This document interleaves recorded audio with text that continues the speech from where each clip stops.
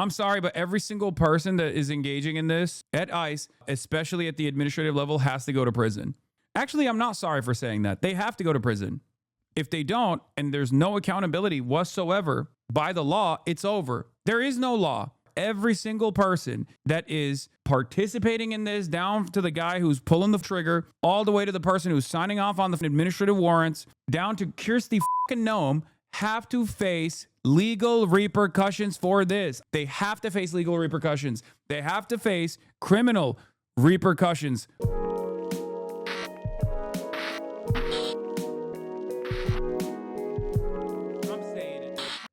We are going to talk about, first story of the day, we're diving into Department of Homeland Security Secretary Kirsty Noem saying more federal agents are heading to Minneapolis, which is, again, very strange, right?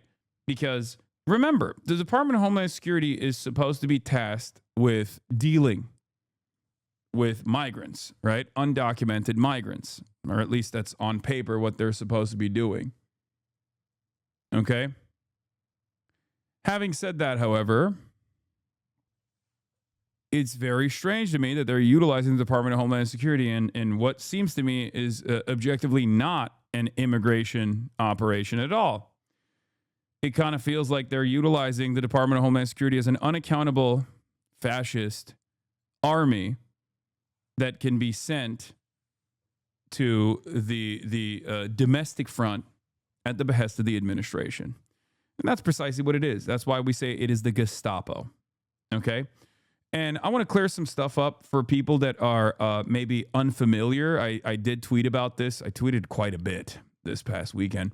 But for those of you who don't know, the Department of Homeland Security was actually created in 2003. Okay? The Department of Homeland Security has not been around since like the inception of the nation state or whatever, right? We've had Border Patrol and we've had Customs, okay, as separate entities, and we've had the INS, okay?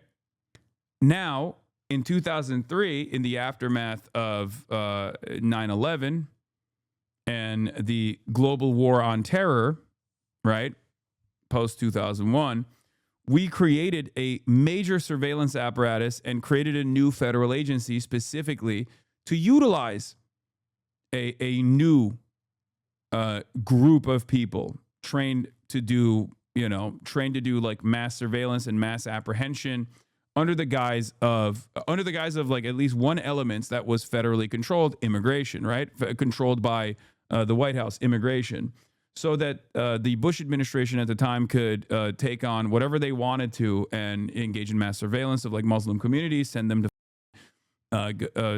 to Guantanamo Bay, things like that, right? ICE has no reason to exist. Something like the Customs and Border Patrol makes sense, but there's no reason to have an internal migrant hunting army. Law enforcement can deal with crime. Customs and Border Patrol can deal with the border. Exactly. And that's what it was. That's how it used to be. That's how it used to be until 2003. Okay? So when people say, oh, dude, what do you mean? Can we not have any borders? You can't have a nation without borders. It's like that's not the function of the Department of Homeland Security. You've just believed this lie. As I said, I love when people act like ICE has always been around, like we didn't have any border control before Department of Homeland Security was created in 2003. We had the INS, Customs Service, and Border Patrol before it all merged into an insane surveillance behemoth that is now Trump's personal Gestapo. Idiots. Okay? Because that's what it was. It wasn't like open presence, thank you for the 100 gifted subs. It wasn't. The Department of Homeland Security's function was not to actually, protect American borders or anything.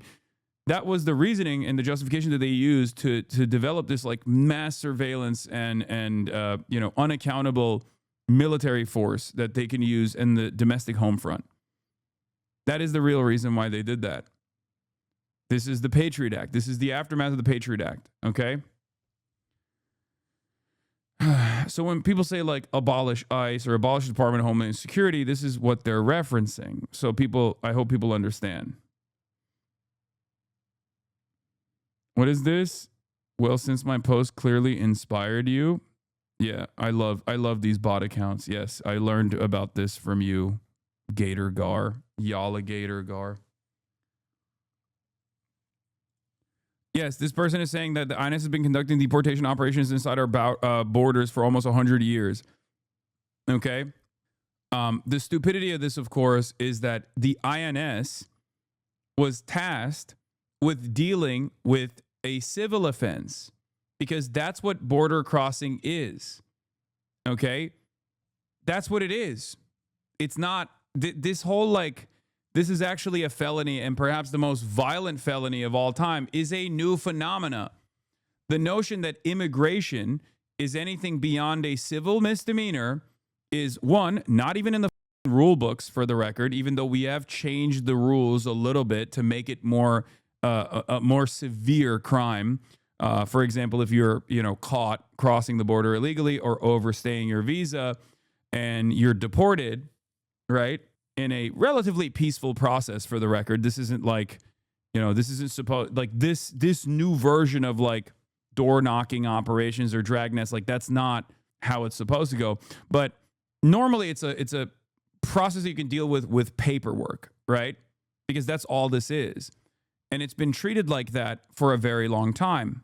The notion that this is actually a severe felony, or all of these people are actually criminals and they're coming here to do rapes and drug trafficking and whatnot, that is a new attitude, or at least that's the old attitude that the Klan held, right? But it's a new attitude that has become, it's new in the sense that it's become normalized and mass adopted. Okay? That's the problem here. And that's the reason why I've also criticized the Democrats quite extensively for not doing enough to push back and counter message against this ridiculous racialized lies. These ridiculous racialized lies that undocumented migrants actually present an ever-present danger to the United States of America, or they're stealing the welfare, but they're also stealing the jobs. All of it is inconsistent and none of it is true, right? And yet, here we are.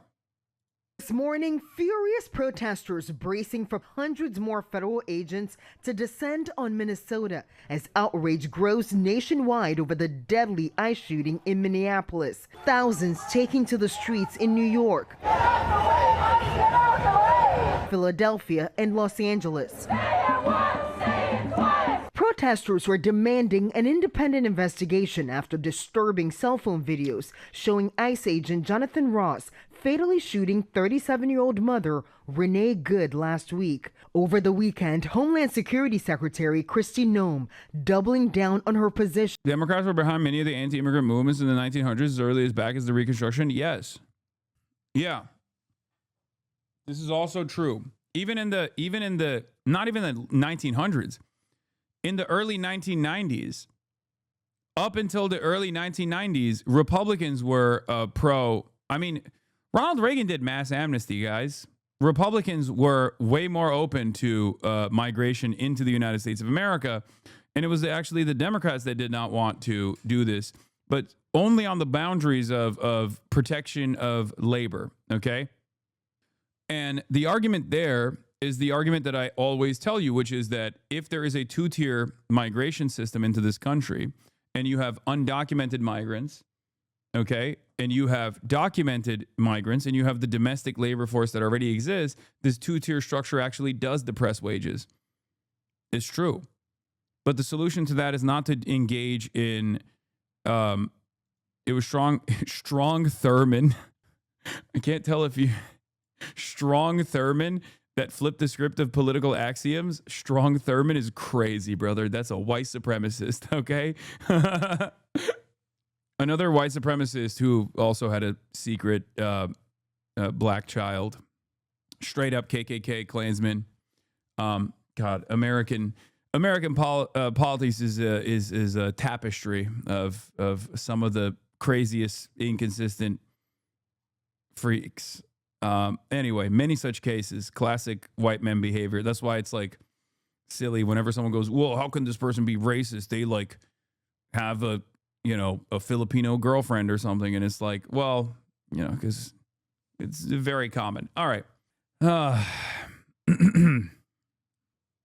That the shooting was justified, accusing the deceased woman of domestic terrorism and claiming she tried to run over the agent with her vehicle, but the video shows her turning away.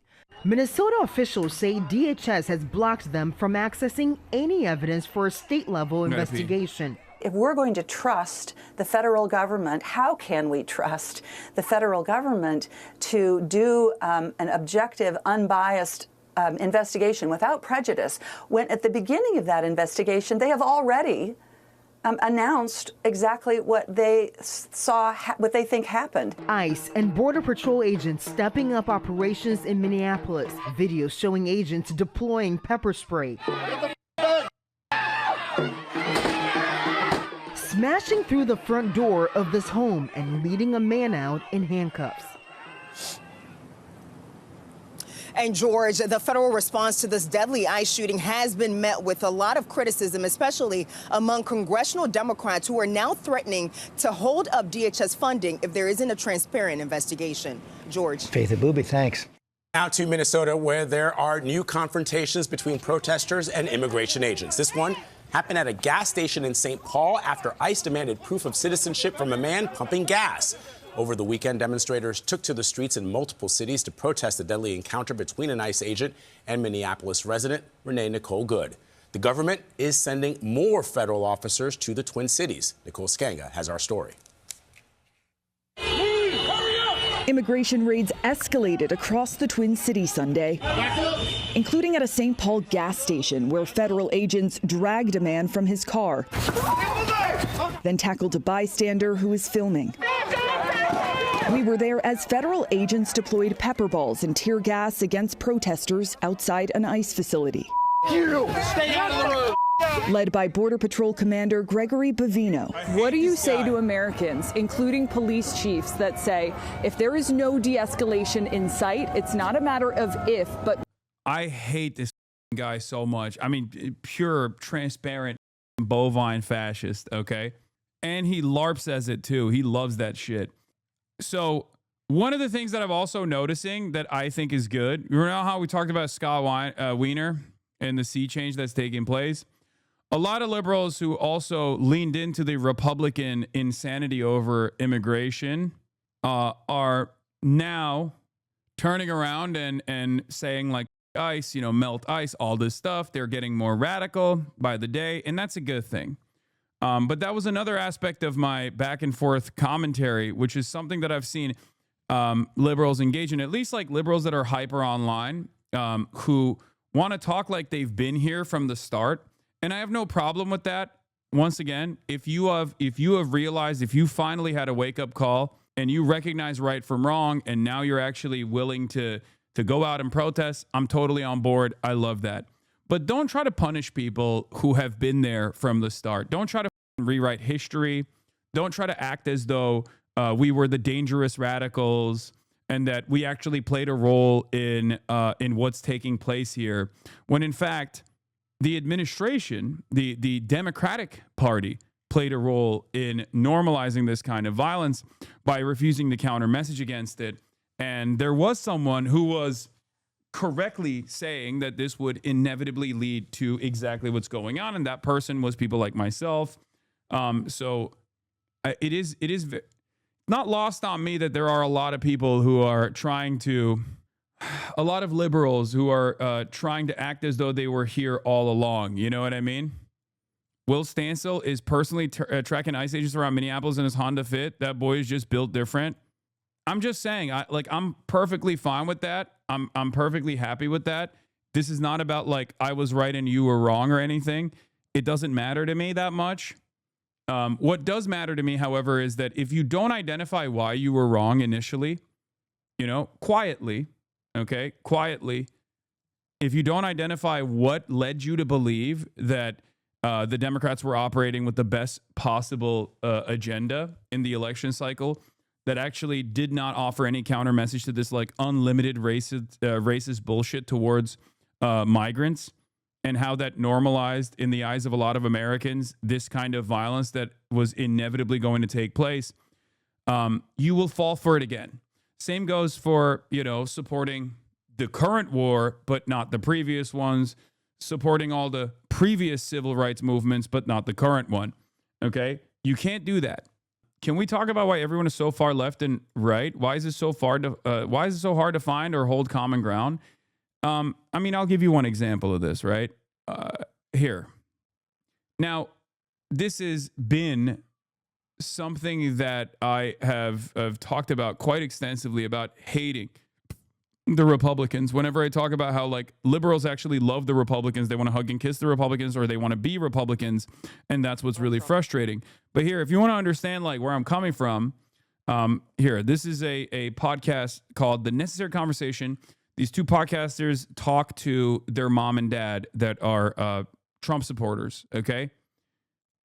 Let's take a look. No, it's because you're in a cult. What if Donald Trump says, I want you to carpet bomb Oklahoma City, kill everyone? You think the Air Force should carry that out? Yes. There might be a reason. We don't know. This is insane. You cannot be this stupid. Jesus Christ. Oh, my. This podcast was going well until that. You just said it's cool if he levels Oklahoma. You're like, yeah, it. There must be a reason. Like, you literally can't be that dumb. You know what the problem is? Mom and I don't believe he'll ever blow up Oklahoma because we're on his side and so's the whole state. No, it's because you're in a cult. You guys are worried and afraid because you live in a state where it might happen. I think people that like my first inclination that this because of how freakish this commentary is that it's rage bait and it's fake, right? And as far as I understand, I mean, I'm going to interview these guys at a later date, okay, to try to get a better assessment on if it's scripted or if it's like exaggerated or not. But I will just say that at least talking to people that I know that do have MAGA parents, conversations such as this one do take place at the dinner table or, you know, during Thanksgiving, like not dissimilar to the one that you are going to hear. Now, first he says, oh, he's not going to bomb Oklahoma, but you guys are afraid because he might bomb California. So he shifts gears. Listen. Okay, let's theoretically say that does happen. Let's say Trump sends in the Marines to Los Angeles, California. And let's say I'm out going to see a movie on a weekend. And he says, go into that shopping mall. Under a truck. Quiet piggy. He says, go into that shopping mall and kill everyone you see. And let's say I get gunned down by the Marines for just being at a mall. Okay, number one, let's just take okay, it Dad, one step wait a minute, further. Mom, wait 1 second. Wait 1 second. Dad, hang on, Mom. Dad, you just said you are for Donald Trump murdering me for no reason. And you would support that. If he walks into a mall to people with military, There has to be a reason. there's a reason. And I'm all for it. And the people in Los Angeles, California are as deserving of execution as the assholes in New York City. You're all communists. Chatters with immediate family members that are deeply invested in the MAGA cult can maybe attest to this, but more and more people are saying things like this in the countryside, in the rural areas, in places where Donald Trump has made a lasting impact. And what is really funny is for those of you who don't know this podcast at all, they go, did he just say mom and dad? And the answer is yes. Okay. To which I repeated, I don't think we can live normally in a country where 20% of the population operates like this. We need cult deprogramming. Okay. And if you recall, the last time I talked about this was once again, where liberals got so mad at me for saying that we need some kind of deprogramming and education for people. They said, oh, you want re-education camps. Now I'm seeing more and more people who previously were liberal or liberal adjacent also coming to that reality, coming to that recognition. I'm seeing it more and more often. More and more often, I'm seeing people go, oh, I kind of understand why there is a necessity for some kind of education procedure, because this cult, if left to its own devices, is not exactly tenable with having a nation state. Like, you can't really have a country if 20% of the population straight up thinks like, yeah, no, all the commies deserve it, including my own children. And this is not like, this is something that, this is why college isn't free law. I mean, it's part of it. Yeah, it's part of it for sure. I think a less educated population, I don't even think re-education camps would work for those kinds of people. What do you do with that kind of hog? You just really hammer it over and over again that you know, this kind of sentiment is completely inconsistent with the shared values that we're supposed to maintain as a nation state. That's all you got to do, and hope for the best. You can't save everybody, but that shouldn't stop you from trying to save as many people as possible.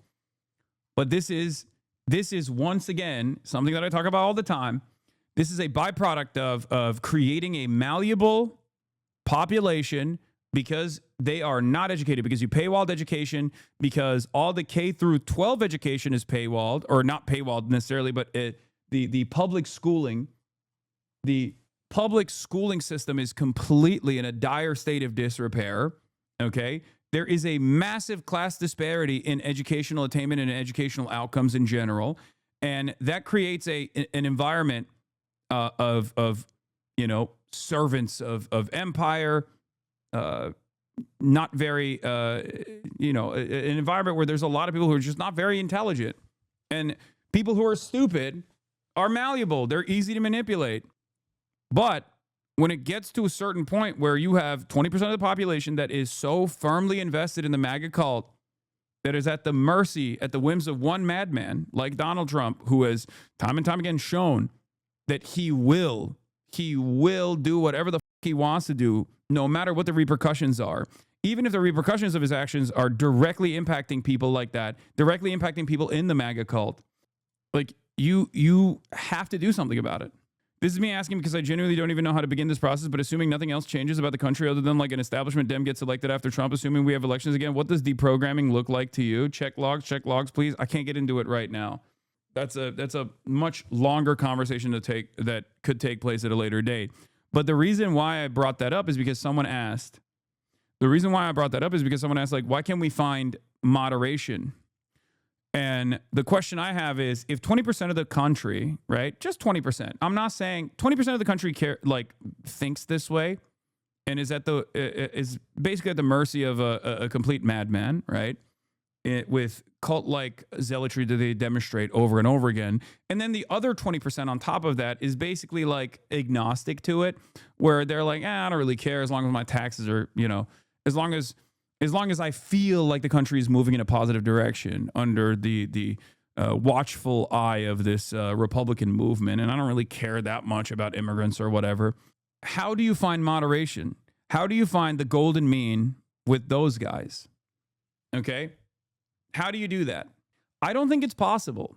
And I think a lot of liberals end up coming to the conversation with this honest naivete, with this honest assessment where they think, no, like there has to be some kind of back and forth here where we can just find a reasonable middle ground.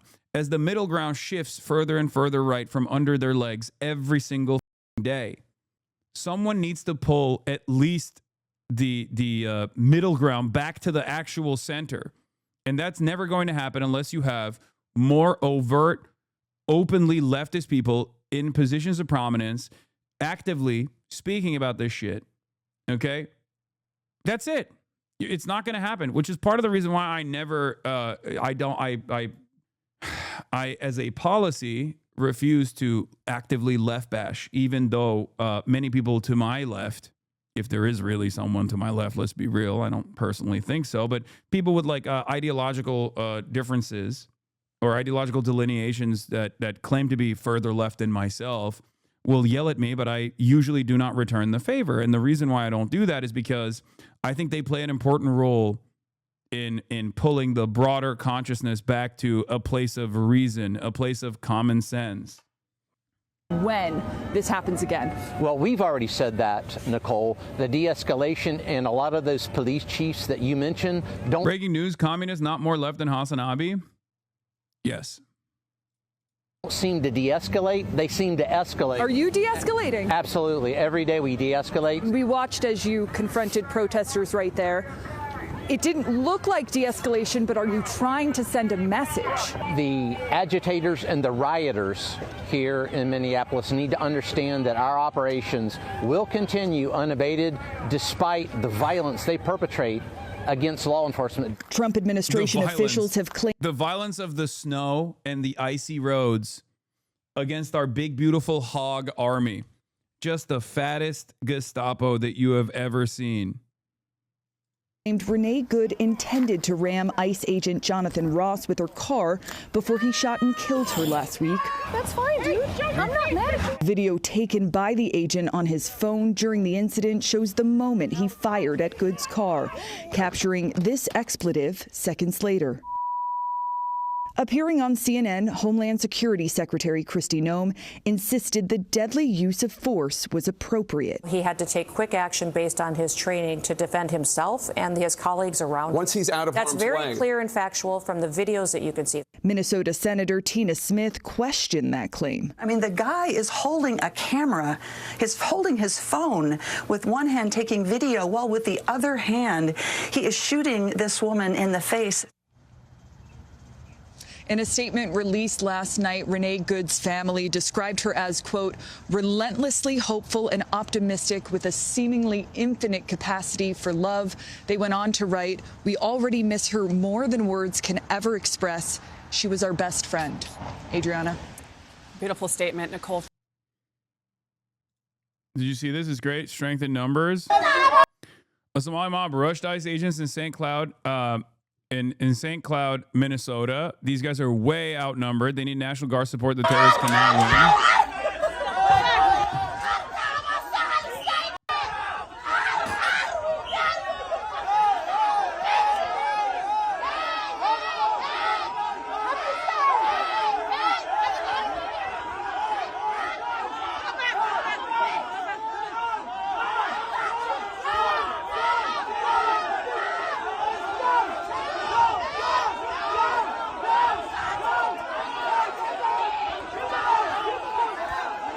I want to reiterate something here that a lot of people do not understand, and I briefly talked about this with Mustafa the Poet when I was live with them as well. People see black people from the African continent ethnically and assume that they're migrants, okay? Somali Americans, by and large, are American citizens, okay? 90% of them are American citizens. 60% of them are American-born U.S. citizens, okay? So when you see like a crowd of Somali people, if you're a racist piece of shit, or maybe even if you're not like a Republican, but I understand like why people look at the Somali population on U.S. soil and it just automatically assume that they're immigrants. Like, you're wrong. I'm just explaining this to you. They are no different. They are no different than like an Irish American or a German American. Like they've been here. Many of them second generation. Like I said, 60% of them are natural born U.S. citizens. Okay.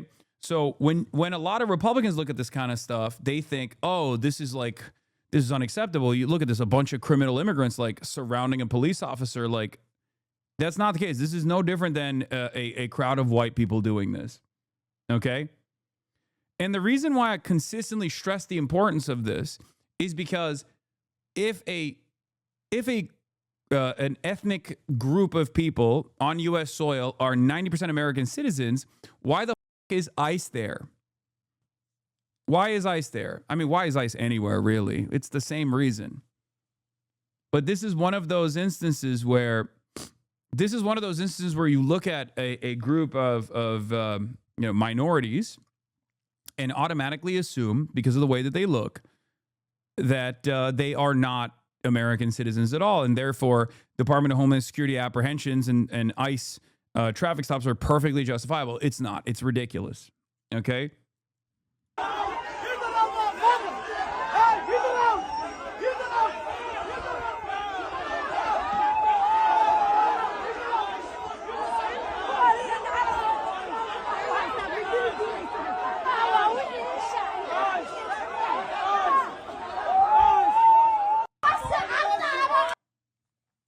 So, your crooked con monologue in counter messaging is gaining traction Republicans, again? they act as though there is an election every single day. They are constantly on message. They're constantly creating an alternative reality with lies, saying that undocumented migrants are actually responsible for a metric ton of the crimes that are taking place in American cities, when that is an abject lie, okay? And when I talk to congresspersons, whether it be at the DNC or even before, even after, and I tell them, why the aren't you guys counter messaging against this? We are a nation of immigrants. America is the most diverse nation on the planet. It is literally the reason why we are such a domineering force beyond all these other, beyond all the other, violent reasons. But like that is one of the most redeemable aspects of America that I personally love, that the Democrats completely dropped because they were scared. They saw that one poll from the Pew Center of Research that said that 66% of Americans want mass deportations. That exact same poll also showed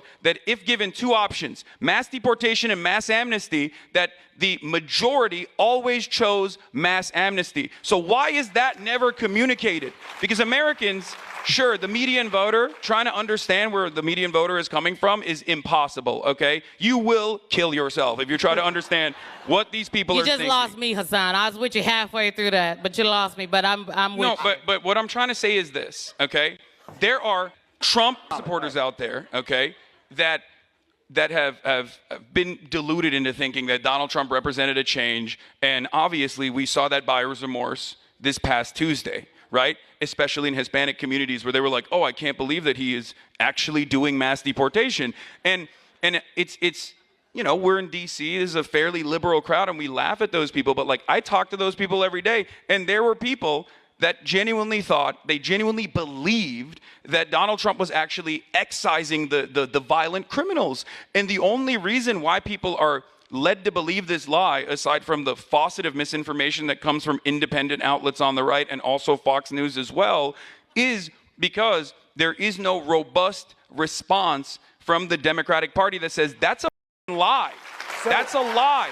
Undocumented migrants in this country are responsible for a lower rate of per capita crime than natural-born U.S. citizens are. If you pair that up with documented migrants, it's negligible. Hasan, if Renee Good had been non-white, the response on the left would have been even stronger. What? That clearly makes them racist, or at least biased to one race. If you disagree, you have to provide an argument.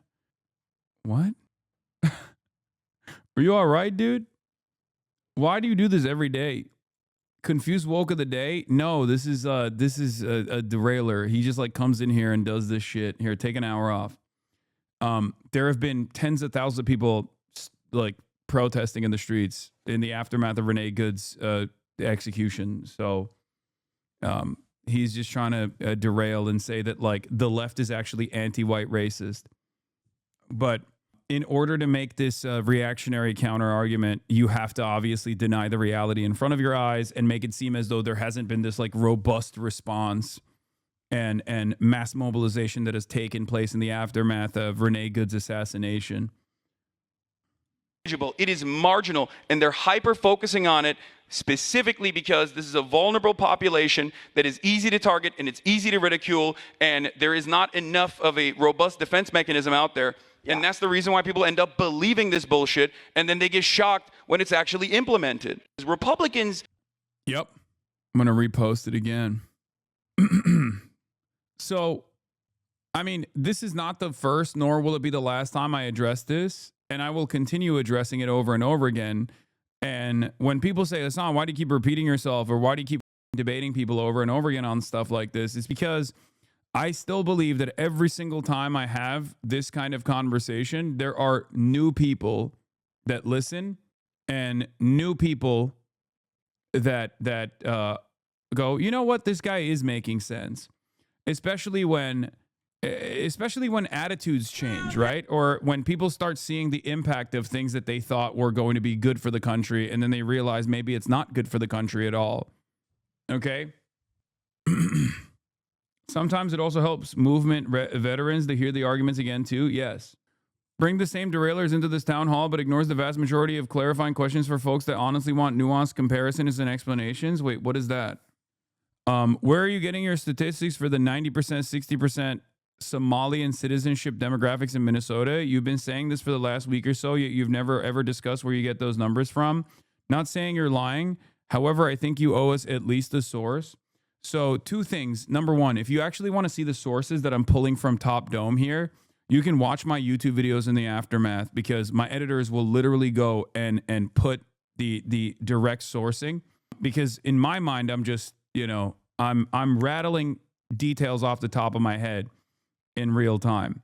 Having said that, however, you can also Google it personally if you've been asking about this for like the last 3 days, right? John, why don't you ever provide source for the 90% and 60% stats that you're talking about in Somalis in Minnesota getting that information from ... You had 3 whole days where you could have Googled what percentage of Somalis are U.S. citizens. Let's Google it. Somalis are naturalized citizens or permanent residents, with figures 92 or even 83. Here's from the Minnesota Reformer. Most Somali people in America and Minnesota are citizens. The percentage of Minnesotans with Somali ancestry who are not citizens dropped from 76% in 2001 to 9% in 2023, and as estimated by American Community Survey. Was it that difficult for you to take 3 whole days of asking this question? Not even 3. You asked about this before. You asked about this on 1/7. Where are you getting the demographic stats for American Somalian population in Minneapolis? That would not be census data. 90%, 60%. Where does this even come from? So the question I have for you is, it has been 5 days since you last asked that question. In 5 days, you could not have actually Googled it one time. That's actually helpful. I didn't know that. Okay, but what should be helpful for you is not necessarily just like the sourcing behind this information, but also you should, in the future, if you have an issue with the information that I'm presenting, okay, you can just Google it on your own. And if I'm wrong about something, if I'm wrong on the numbers, you can come in and say, hey, I actually Googled the information that you were presenting, and I feel like there's something that's a little bit inconsistent there. Could you perhaps please address this? And then link it, okay? Instead of just coming in here for 5 days in a row being like, where are you getting this information from? I think you could have just Googled it, right? I'm not your personal chat GPT bot. To be fair, you don't source stuff on stream enough. People generally don't know how to do research for obvious reasons, lack of higher education. Yeah, because I'm offering real-time commentary and analysis. I could fake it as though I'm encountering this information for the first time ever and go, let's Google this, or let's research this together. Or I could just continue giving you this information and move on. Of course, there's a reason why people apply this level of like hyper scrutiny to my commentary, because there's a bunch of dumbasses who have spent, the last 5 to 6 years consistently saying that I'm actually misinforming people instead of actually presenting any evidence of the sort. And that kind of sentiment is stuck. But my sources are readily available on the YouTube VODs. Okay? I refuse to believe you need a higher education to be able to research. It should be common sense to ask about biases when Googling stuff. I mean, it is something that people are taught, and I don't think a lot of people have been taught this basic shit. Down with deportation! Down with deportation! This is outside of what I would normally do. I don't really have any connections to the... Wait, what do you mean? I've always wondered if you have sources in front of you or is it off the dome? No, it's off the dome. It's off the dome. I read quite a bit. Everything that I'm presenting to you is off the dome. Sometimes I can actually get like a percentage or a number wrong because of this reason. But because this is a, 8-hour process, yes, I'm like rattling off facts from the top of my mind when I'm presenting you with an argument.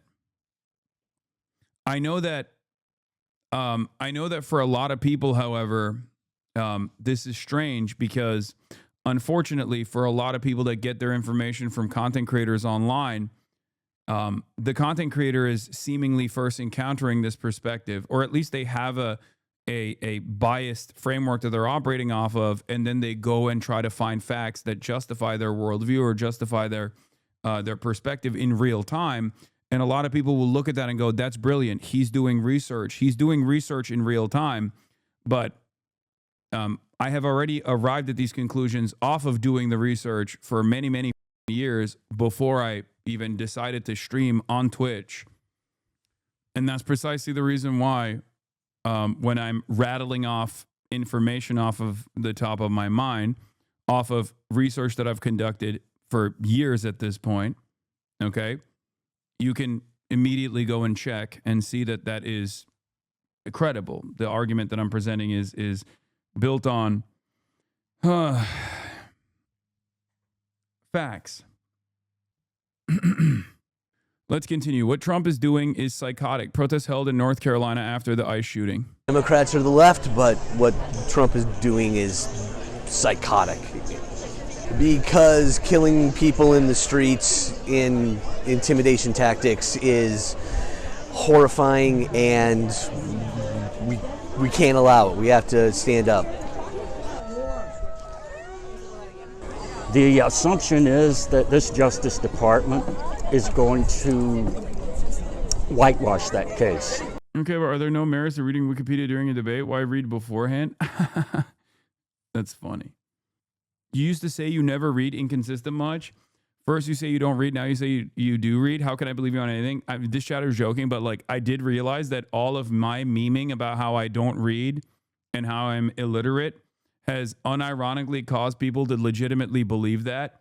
Just like whenever I say I'm stupid over and over again, which is something that I do believe because everyone is stupid. It's impossible to know everything. I constantly have to deal with the fact that there is so much knowledge out there that's not in my mind on any issue and so many different perspectives as well.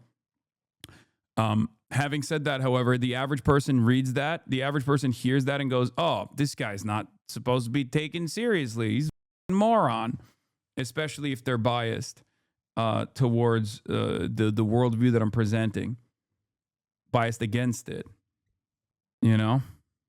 How are you liking the Philip Short Mao biography? It's pretty good. It's not as dense. I mean, he has he writes in a way that is so easy to decipher, is so easy to understand, and I recommend it. It's very good. Obviously, he's not like, I wouldn't say he's like pro Mao or anything like that. It's not like it's not like that at all. But I think it's the closeness that he has to the information, and you know, being a Western journalist, a Western reporter in the region for a very long time, has given him tremendous insight, and shows a very different perspective than one that you would normally encounter in the Western world. That's like automatically treating Mao as like Adolf Hitler, you know, Chinese Adolf Hitler or some shit. He doesn't do that, and it's very good. It's on my list right now, trying to go through Ezra Vogel's 930-page behemoth that is Deng Xiaoping and the Transformation of China. Watch Cover Up on Netflix about Seymour Hersh. I already did. It's awesome. I love Cy Hersh. Obviously, that's my goat. Absolve an officer. Please briefly talk about Pol Pot. I need good counterpoints. What the fuck do you mean?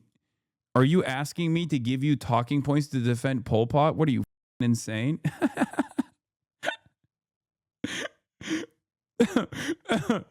Chatter. First of all, this is not a good way to seek out information, okay? Yeah. The communists that the US liked, I know. Well, not just the US, let's be real. The communists that China liked as well. Sort of poor conduct at worst, at best. What can protests like this do to... I hope get people concerned. I hope get our legislators to grow what are called cojones, some guts, to assert their legitimate power under the Constitution. If you look at their policy against both Americans and their international policies, they follow the exact tenets and playbook of all fascist governments that we have seen in the 20th century. It's just like it is truly remarkable to have like such dedicated anti-fascists who also happen to be liberal. It is genuinely contradictory. I'm serious. Because like historically speaking, liberals have capitulated to fascist movements both in Europe and in general, but like America is the one place where you can both be an anti-fascist and also an anti-communist at the same time. I guess America and Poland maybe, but they don't even recognize like the contradictions there at all. And I think part of that is because they are the most propagandized people. We are, as Americans, the most propagandized people on the planet. So propagandized that we don't even understand. We don't even understand that we are being propagandized against. Like, we just don't even recognize it. What is the contradiction? If you are anti-fascist, being anti-communist is idiotic. Presenting Donald Trump as though he is like some sort of communist is the most insane thing you can say, because communists have historically, if you have any understanding of history whatsoever, communists are the first group that fascists will seek to eliminate. Organized communists, organized socialists, trade unionists, and the like are the first group that will always be eradicated by organized fascist movements.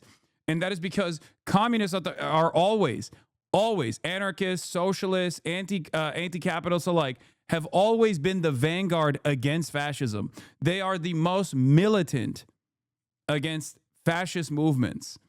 So when liberals actually present this utterly ahistoric assessment because of their understanding of Stalin or their understanding of communism, which is, again, chock full of propaganda and totally inconsistent, because they just go, well, these are all authoritarian. We're just against authoritarianism of every sort or whatever, except if it's authoritarianism that, we have we have installed, an authoritarian dictatorship that we have installed, in which case we just won't really think about it.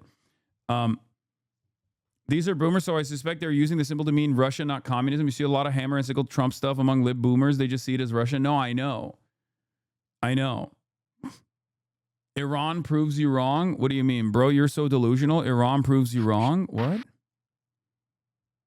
Do you think the Islamic Republic is a communist movement? Iran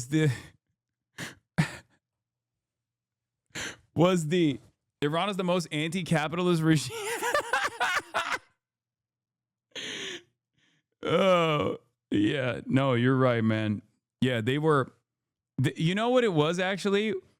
When the Ayatollah was ripping every like revolutionary, socialist, communist in the country, throwing them en masse in jail, in prison. As a matter of fact, using them as like the number one ops, far more consistently, far more like a far larger threat to the established order in Iran. He was actually doing that as leftist infighting.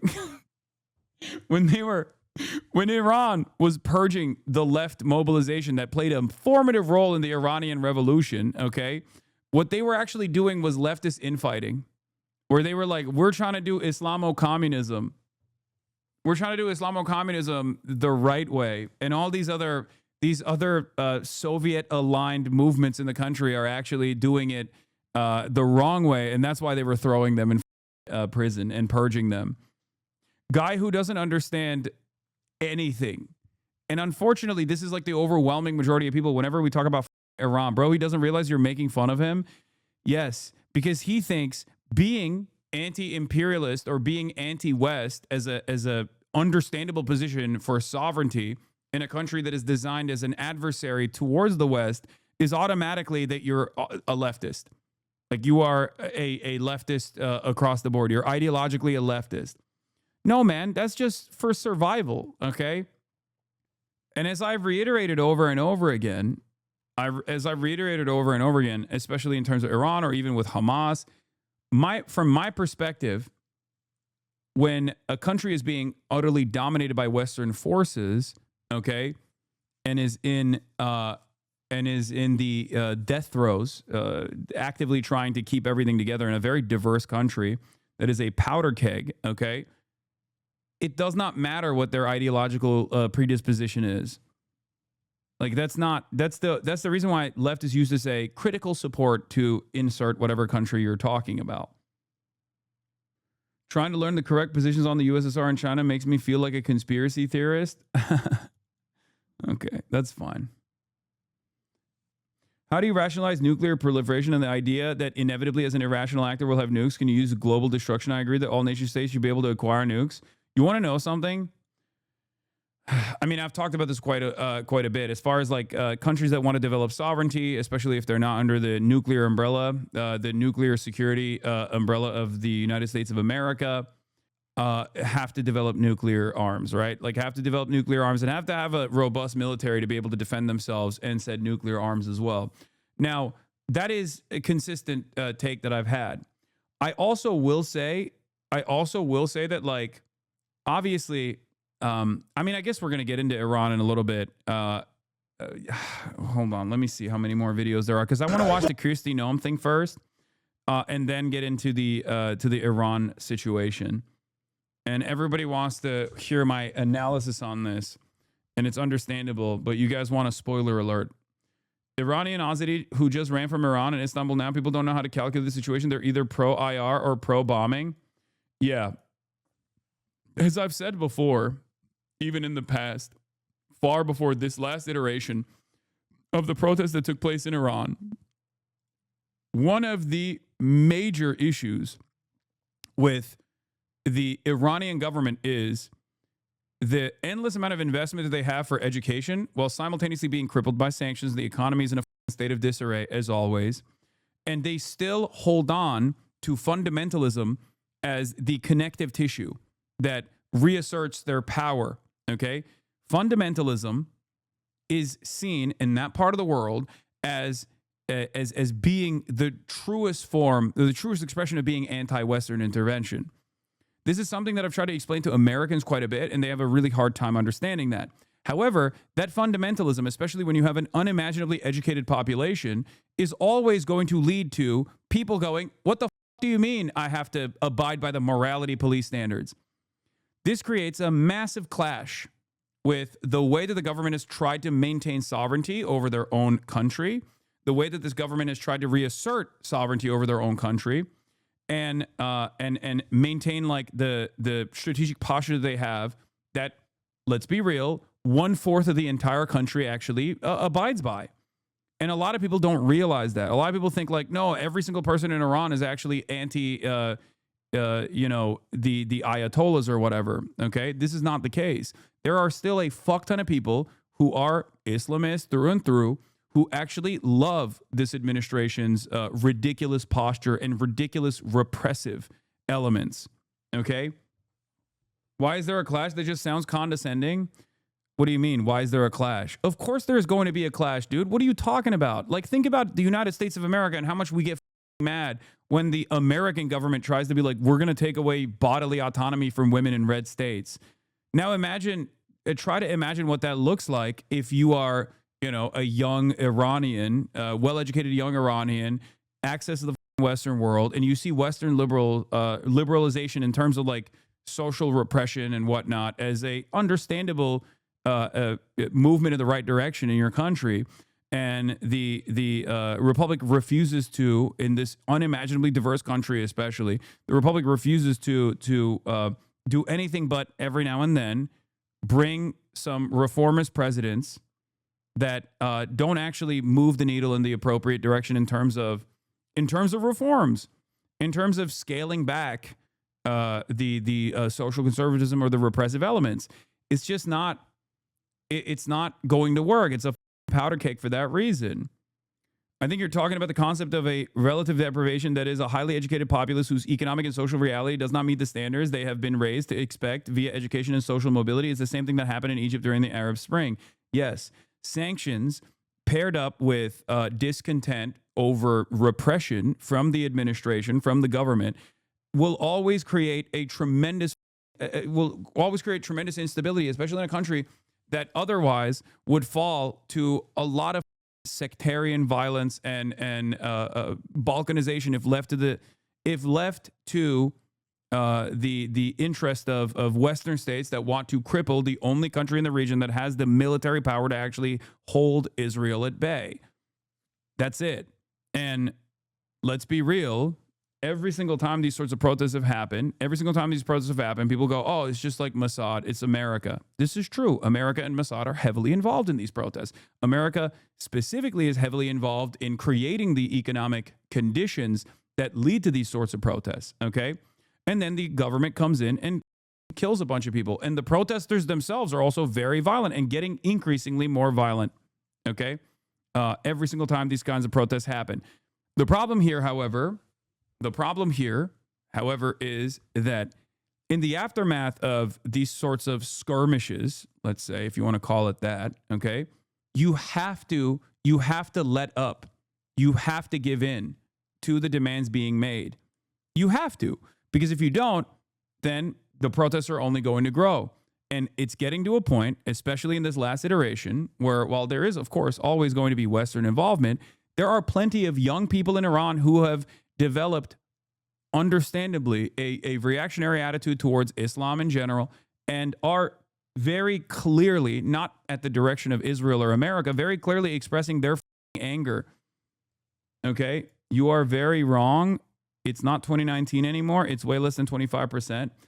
Do you even know what the initial protests were about? Yes, it was small business owners and market. It's like people not having access to basic necessities and groceries and things like that, and also specifically the bazaar owners and market owners that were protesting against the economic situation in Iran.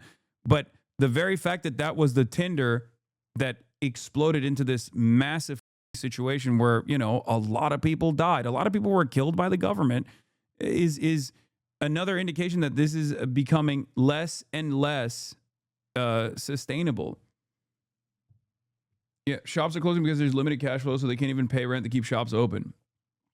So yeah, America did create the conditions for that. The United States of America absolutely created the conditions for that. Westerners don't get it. Iranian government has been a lot more substantial support than they think. Khamenei is literally the highest religious figure for Shias. Middle Eastern countries don't work the way you are describing. You are so westernized, dude.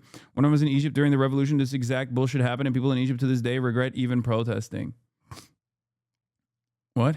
Middle Eastern countries don't... What are you... I don't understand what your criticism of my commentary is here. I'm Iranian. I have to tell you right now, we have only two options. Either Pahlavi to guide the way for a democracy, and yes, it's going to be Western-backed, or stick with the brutal regime heavily backed by China and Russia. I will gladly choose Pahlavi. Yes. Young Iranians do not know why the Iranian revolution took place to begin with, because they only know one repressive element, which is the Ayatollah. So they don't understand why there was already mass mobilization that took place, because it was a real revolution. The Iranian revolution wasn't just like Islamist forces coming into power, okay? There was a reason for why that took place. That was literally Western intervention in the Shah and how ruthless and how brutal the Shah was. Like, that was a real revolution. It was a real social revolution that took place in Iran. And I think a lot of people don't know that, especially younger people. So the only brutal, ruthless, repressive forces that they've experienced has been this modern iteration of the Ayatollahs. And therefore, they have no concept of understanding what it would look like if they returned back to a Western-backed puppet state installed on top of the Iranian population, especially in a country that is so diverse as Iran. Does it seem like anything is coming out of all these protests? I mean, I think they've very clearly, ruthlessly suppressed the protests, and the Iranian government's assessment here is going to be, it was all Mossad, it was all Westerners, and the protesters themselves were the reason for why there was so much violence. They killed, firefighters, they killed cops, all this stuff, and there's truth to that as well, but ultimately it was the state that is the most ruthless force here, the ruthless force of suppression. And yes, remember, guys, I know that there's always going to be Western intervention. I know that there's always going to be Western intervention. You guys are being ridiculous if you think that that's not the case. Okay? There's two different ways of analyzing this. In terms of sovereignty, it doesn't matter if someone is a chud or an Islamist or whatever. Okay. In terms of like fighting against any sort of Western intervention, that calculation is not even, remotely relevant. There's also another part of this that I find to be interesting, especially with Iran. Okay.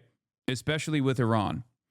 And that is how much people like Mike Pompeo, Jerusalem Post, and many others have talked about their open involvement in the protests this time around, greatly overemphasizing how they're actually pushing the needle. Not realizing, I think, that this is actually perfect propaganda for the Ayatollah to just turn around and say, see, these are outside forces. But I think the reason why they are presenting it as such, the reason why they are presenting it as such and not even fearful of the repercussions here in terms of like the positions hardening internally against outside influence and outside enforcement is because they realize that the situation on the ground is so f***ed up that it doesn't matter. They could literally be like, Mossad is doing this and there's nothing you can say about it, and the population will still rise up. Does that mean that, do I know where this will go? I do not. Okay. There are numerous different outside forces that want to take ownership over the protests, whether it be Mossad, CIA, or whether it be MEK, which obviously is also an internal force inside of Iran as well, or whether it be the Shah, right? The Shah riders. And the reason why there isn't really much coverage on what the internal left forces in Iran look like is because the administration, the regime, has always considered left forces to be the number one op. Okay? That's it. Their number one op has always been, the number one op for the Ayatollah has always been the left. Yes, MEK is massively unpopular in Iran. The Shah is even more popular, I think, from what I understand. But it doesn't even matter. Now you got like Rudy Giuliani shitting on the Shah. The MEK only has power amongst the diaspora, especially the U.S. diaspora. They've successfully become the main forum for Iranian Americans, but they have no real support base in Iran itself. And I don't even think the Shah itself has as robust and as popular a support internally inside of Iran either. It's just that people have run out of options and they think that it's the only thing that they can hold on to. Is the left even left in Iran? Do you think Iran will go through the same thing as Syria went through? No. Hopefully not.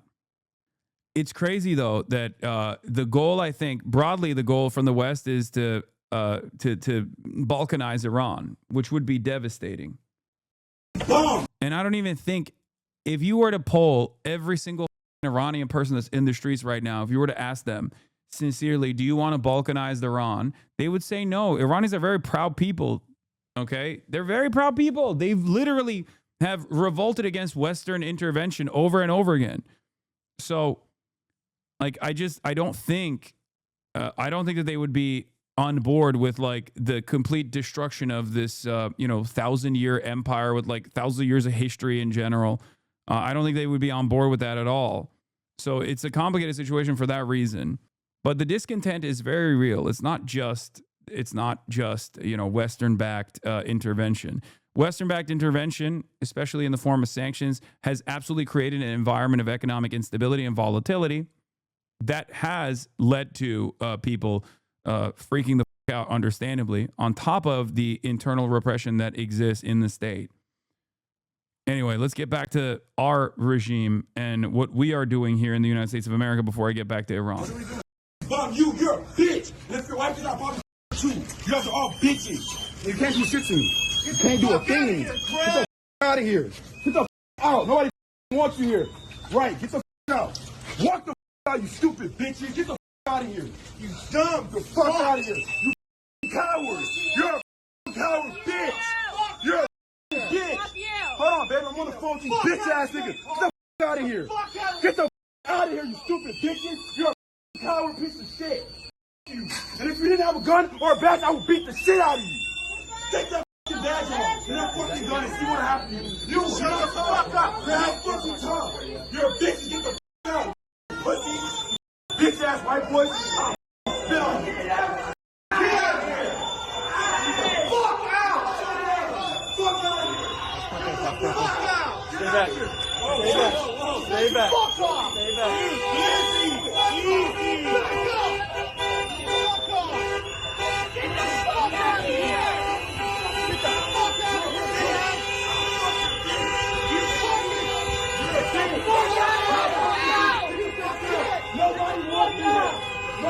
Nobody wants you here. Nobody wants you here.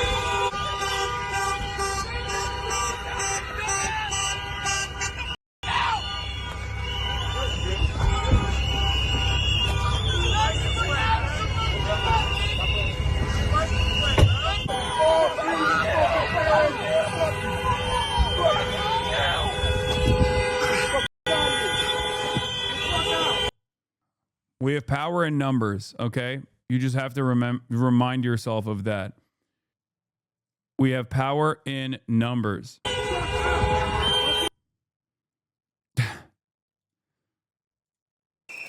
Border Patrol confronted by a crowd after questioning man at a Minneapolis gas station. How do I know you're a U.S. citizen, sir? It can go two ways. I can take you Like, what's going on here? Like, what do we think is happening here, guys? What the fuck do we think is happening here? Why is this good? Why is this normal? Why are we normalizing this? Like, what the is happening here, brother? Oh, you just have random dickheads roaming the fucking streets, walking up to every black or brown person, being like, show me your papers. That's what we're about now? That's America now?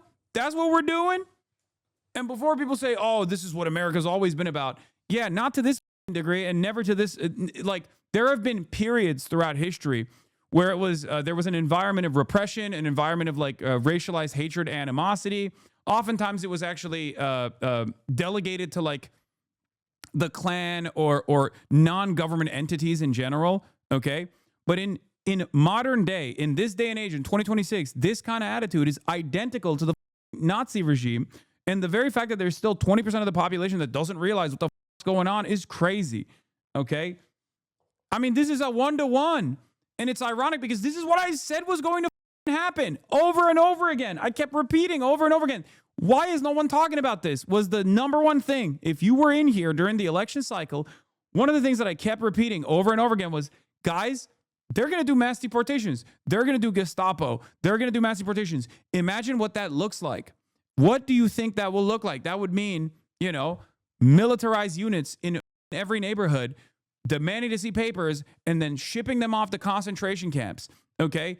Why are the Democrats not bringing this up? Why are they not routinely saying this is completely unsustainable? And it's going to get worse. Did people in Germany treat the Nazis like this? I mean, first, yes. And then you know what happened? Okay. Not only a failed revolution, but also what ended up happening is, and this might come as a surprise to at least, liberals who don't have any understanding of the history of Nazi Germany, they started arresting the people that were fighting back. And the people that were fighting back, at least in an organized manner, were the communists, were the socialists, were the trade unionists. Those are the people who were fighting back, actively taking up arms, as a matter of fact, taking up arms against the brown shirts, right? Why are you not talking about Iran, brother? I was just talking about Iran. I'm going to continue talking about it right now in a little bit, okay?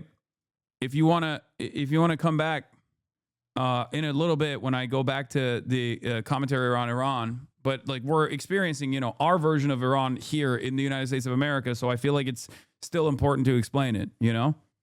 It's a little bit reductive to say, but so yeah, did people in Germany treat the Nazis like this? There were people in Nazi Germany who treated the Nazis like this, or at least when the Nazis were building their movement, those people were communists. Those were socialists. You know?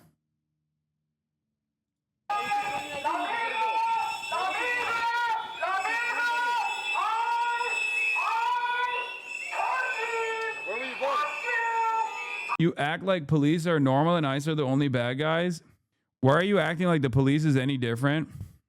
At least as a function, there is utility behind the police force.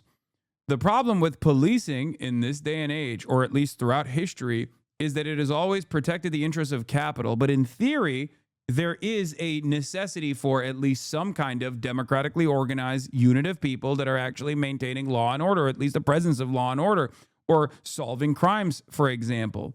Okay? The problem with policing in the United States of America, at least historically and certainly in contemporary society, is that they do not abide by those principles at all. They don't do their jobs. They're not accountable. They don't do their jobs. I demand that they do their jobs. At least in this circumstance, one of their jobs would be to protect those citizens from the Gestapo.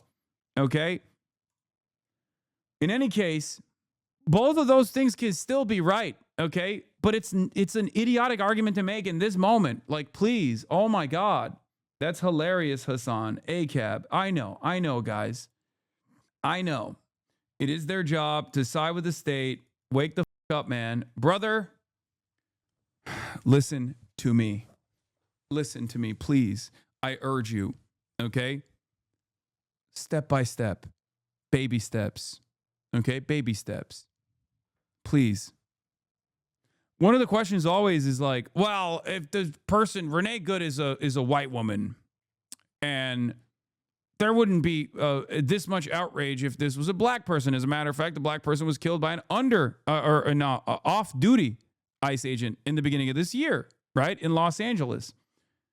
And no one cares about that. No one bat an eye. It's like, okay, that's correct. But is it helpful in this moment? Sometimes people do this without realizing that like what they're saying might be correct, but it's not like in the direction of where the crowd is moving towards. Okay, I don't know if you realize, but there's not a lot of time left for baby steps right now, Hasan. No, I haven't realized it. Thank you for educating me on the situation that I've been warning against for like the last 10 years of my political commentary career. Thank you. I wasn't aware, but I'm glad that ya boy, even Steven, you have dialed in and you know what is what's happening here. We're done. We're not. There's no reason to currently have internal battles, internal self-struggle sessions here. Okay, we're not doing that right now.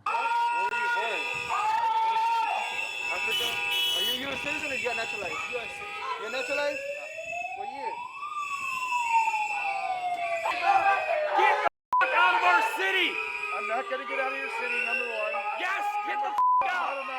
Yes, you clearly. Oh, what does that say? Border Patrol. Yeah, you're a Nazi. You work for the orange fascists in chief. Dude. Yeah. Dude, by the way, yo, Godspeed to all the liberals out there, dude. This is why I say the liberals are far more radical than the Democratic Party is. And in some instances, the liberals that take it out to the streets, the boomer ass libs too, they are far more radical than the annoying people on Twitter. Like they're out there literally getting in the face of cops and being like, "F you, suck my dick. You love the orange man." You know, things that people on the internet would like criticize and make jokes about, like, "Oh, orange man in chief, really? Oh, Mango Mussolini," like shit that we would cynically, from an edgy nihilist perspective, make jokes about. Well, those people are out in the streets. I don't give a shit if their form is silly. Okay. Why are you giving liberals credit for what leftists are doing? This is not just leftists that are doing this. Let's be real. There are plenty of liberals who are themselves engaging in leftist actions right now at this very moment. Okay? What leftist is saying you're working for the orange fascist Mango Mussolini? Yeah, they're saying there's a dang Cheeto in the White House, but this time they're saying it directly to a Gestapo agent, okay? Out on the goddamn streets in an effort to protect the members of their community. So they can say whatever the they want. Number one, I'm not gonna get out of your city because I live here. Oh, you want to make? You want to make? Okay, good for you. Good for you. You want to make? Look at that. Look at that. Look at that little piggy. He's leaving. The little piggy's leaving. Oh, his feelings got hurt and the little piggy's leaving. The worst part of this is the assumption that people will have the answers to these questions they ask immediately. I've been through visa applications 4 times over the last few years. And if someone asked me when I got my last visa, I would not know. In that case, that's enough for them, I imagine, to do something heinous. I can't imagine how it would be for a random person getting cornered by ICE. Yeah. The church going aunties are out in the streets, dog. It's crazy. Yes. Anytime we see these sorts of incidents take place, anytime we see like mass protests and whatnot, I look at the crowd, okay? And the very same liberals that wore pussy hats in 2016 are the liberals that are out there, man. It's not more often than not, it's not the youth. It's not the youth at all. It's the boomers. You have to recognize that. This is why I said the Karen Vanguard is here. This is why I said the Antifa is here. They are the people who are taking it to the streets. You cannot deny that. Yeah, current day liberals are like, there's a freaking orange Cheeto in the White House and we're going to kill him. No, literally, the average liberal's position nowadays is basically like, we must water the trees of democracy with the blood of tyrants, that happen to be a dang Cheeto in the White House. People love to talk a big game about dark woke, but the dark woke is the aunties out there, dude. Straight up. It's the radical wine moms. Globalize the Antifada. Exactly. I don't think we realize like where this discontent is coming from. At least like who is willing to take it to the streets.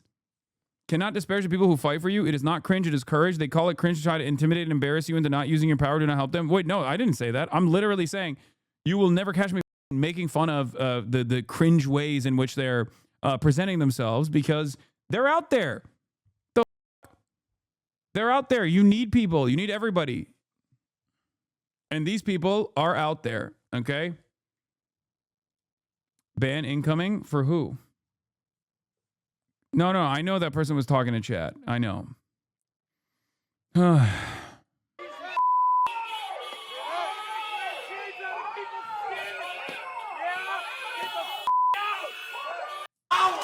it up! Tensions reach boiling point in Minnesota as ICE immigration enforcement agents continue to patrol the streets in the face of a growing backlash. On Sunday, officers forced entry to this home, arresting a man. His wife showed journalists at the scene paperwork relating to his removal, a warrant signed by an immigration officer, a document that does not authorize agents to enter a private residence. Okay, so that was illegal. That was illegal. Who's going to stop them?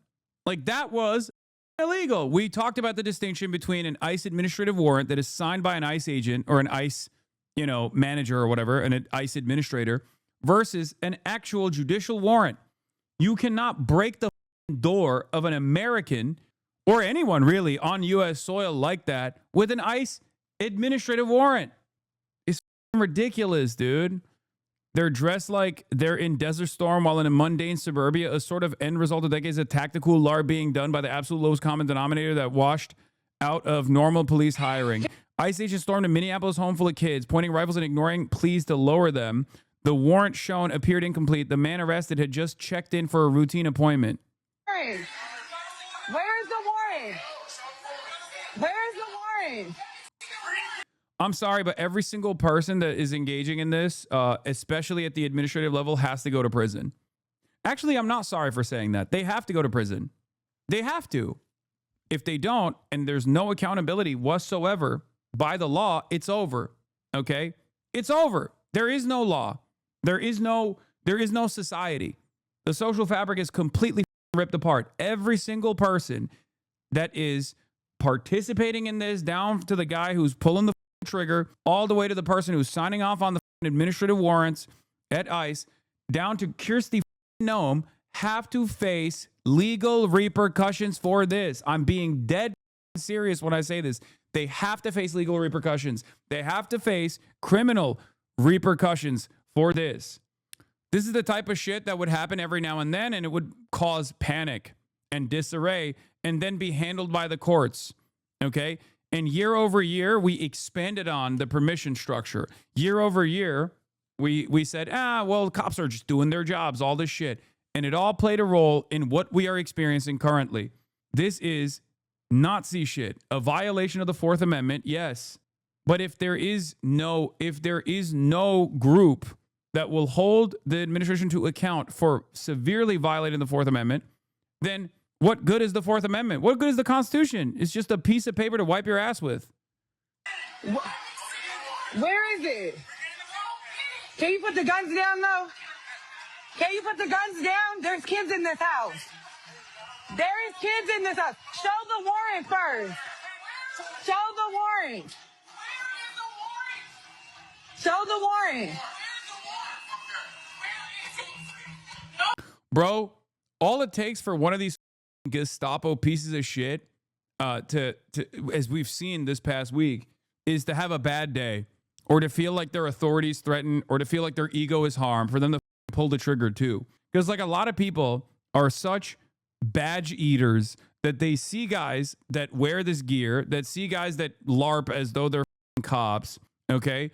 And they assume, oh, they must be there for good reason. No, they're not. You have to literally pull yourself out of the situation and realize that these are people, some of them have been trained for 47 days total, that are Proud Boys, that are fascists, that are white supremacists, that got a $50,000 signing bonus, very little training, and are not actually doing something that's appropriate at all. They're doing something that is utterly illegal, okay? They are terrorizing the masses. For what purpose? Do you feel safe when you see images like this? Because I certainly don't. This does not actually give me safety and security at all. This is giving chaos and panic, lawlessness and disorder. Not law and order, not safety and security, but instead mass chaos. Daughters here. There's kids in this house. That's it. Where's the warrant? Where's the warrant? Where's the warrant?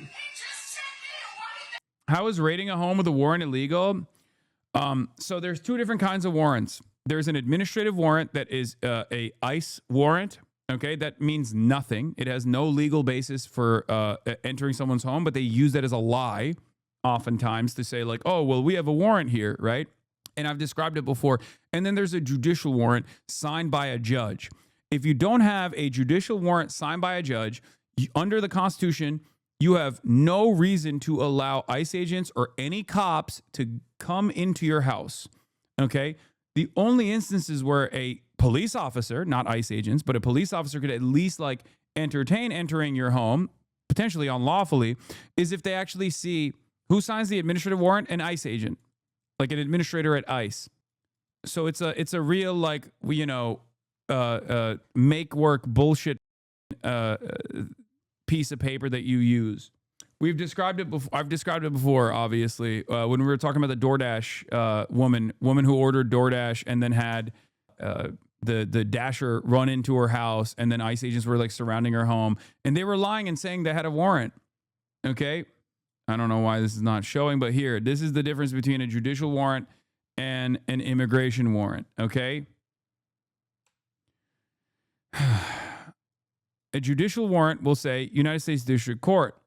An immigration warrant, an administrative warrant, okay, will say Department of Homeland Security, U.S. Immigration and Customs Enforcement, warrant of removal and deportation. Okay? A judicial warrant also has to be signed by an actual judge. Okay? So when you see someone present a warrant when they're entering your home or they're trying to enter your home, because you have the right to ask them, dude, you'll be right but dead, bummer. I mean, this is not an argument. You're just a cuck. Like, you're openly showcasing that you are a ginormous cuck. The do you mean, dude? You'll be right but dead. Okay. So these guys can just come into your house, bust through your door, and rape your mom. And sorry if you push back on that, if you fight back against it, and you don't roll over and also show your asshole so they can it too, you're actually going to die. Sorry. You should have rolled over and let them rape your mother and you as well. You should present your ass cheeks so that they can it. Sorry, otherwise you're dead. What is this? How are you so cocked? What the are we doing? Excuse me, officer, I'm popping my pussy for you, sir. I love law enforcement. When you're done violating my mother, can you please blow out my back, sir? Please? No warrant necessary here. Come in. Blow my ass cheeks into smithereens, sir. My ass too, please, sir.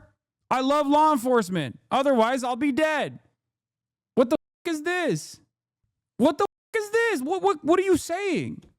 I don't get it. I don't think you're a human. I think you're cattle. If this is truly the way you operate, you are not a human being. You're just cattle.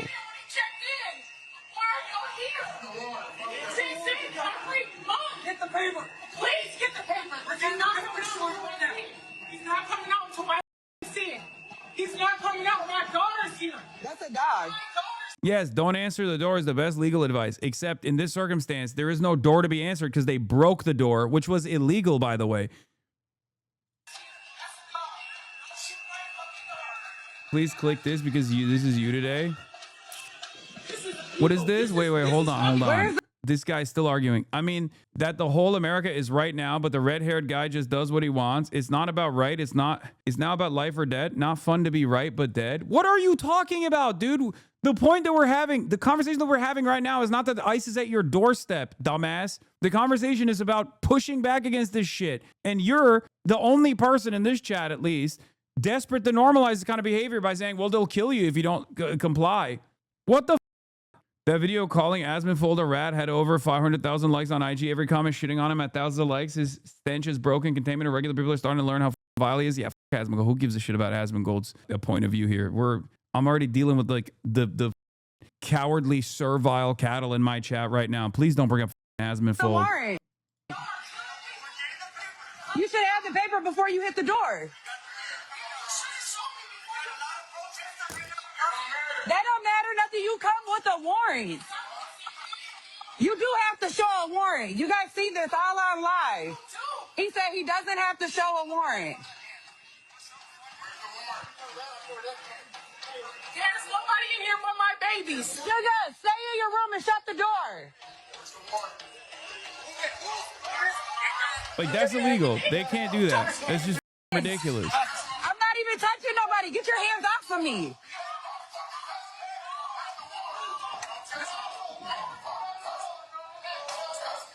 I can record. I can record. I am back. Get your hands off of me. I'm not in your way and I'm not stopping nothing. You're also not checking to see who's in this house. Get your hands off of me. Get your hands off of me. I don't give a about your taser. Get your hands off of me. Oh, you're real big and bad. Oh my God, look at how fat he is. Oh my God. Oh my God. Oh my God. The absolute monstrosity over here. Jesus Christ, they are so rotund. I don't give a about your taser. Get your hands off of me. Oh, you're real big and bad. Where is the warrant? So you can't answer, but you can flash a light? Where's the warrant? Where? Where is the warrant?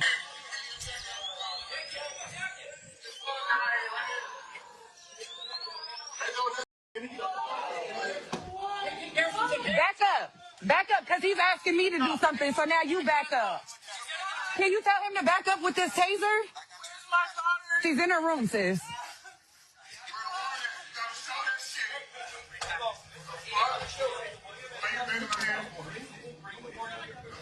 Why you bending my fucking hand like a boss? I'll put this over. Look right on it.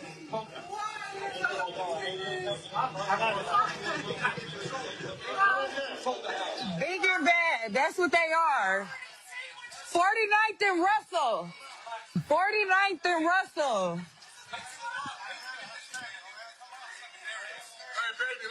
This is the worst warrant execution I've ever seen because there is no warrant to be executed. It's an administrative warrant, so they're illegally entering someone else's domicile. They're not supposed to be inside. They broke the door illegally, and then they entered the home illegally with guns blazing, and they're terrorizing the person that lives there and their children that live there because they're terrorists. They are Nazi terrorists. This is Nazi shit. I don't know how else to explain it to you. And anyone that looks at this and goes, this must be justified, is a servile little worm, a cattle, okay? Yeah, sure. Explain to me how this is in any way, shape, or form legal or constitutional without saying, well, those people scare me, so I'm glad they're being terrified and terrorized. That's it. All of this stems from, as Matt Christman calls, the dual sadisms of American politics. Oh, well, my enemies have harmed me. I have decided that my enemies have wronged me. They've harmed me. It's liberal women with blue hair. It's black people that have, it's black teenagers that bullied me in high school. And all of these are the real villains in society. And it's the liberal elite that prop them up and never give me my, never give me what I am supposed to get from society. So at the very least, I can vote for a guy who's not going to improve my material circumstances in any way, shape, or form, but will actually destroy my enemies, will harm them, will terrorize them, will hurt them. That's it. That's it. That's all this is. Because you have nothing going on in your life. So you just have to imagine enemies that are at your doorstep and an administration that will punish them. Because it's not like they're going to give you free health care. They're not going to make sure that you can actually own a home at any point in your life. They're not going to make your work conditions better. So you just have to sit there like the servile little cuck that you are and imagine that at least there's someone else in the crosshairs, so that makes my life better in comparison. That's it. You're cattle. You are dumb cattle. You have no self-preservation skills. And if the police were really there to protect the community that pays them, they would protect them from illegal actions like that. Exactly. Exactly. The fuck are we doing?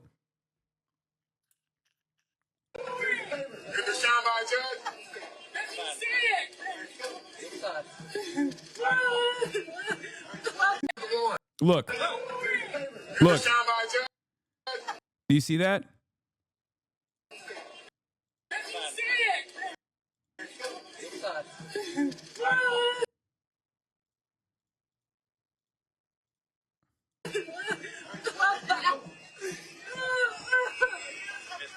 Get your hands off of me. Y'all the ones who need to keep your distance.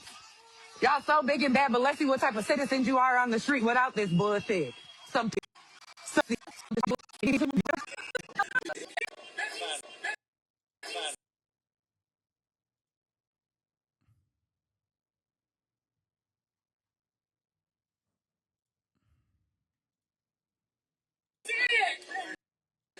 I can't see. Fuck.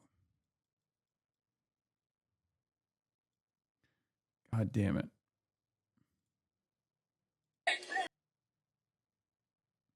Aren't there different levels of judicial warrants even? Like an arrest warrant versus a search warrant? Yes. I don't know if this is a judicial warrant at all. And no, the key doesn't work.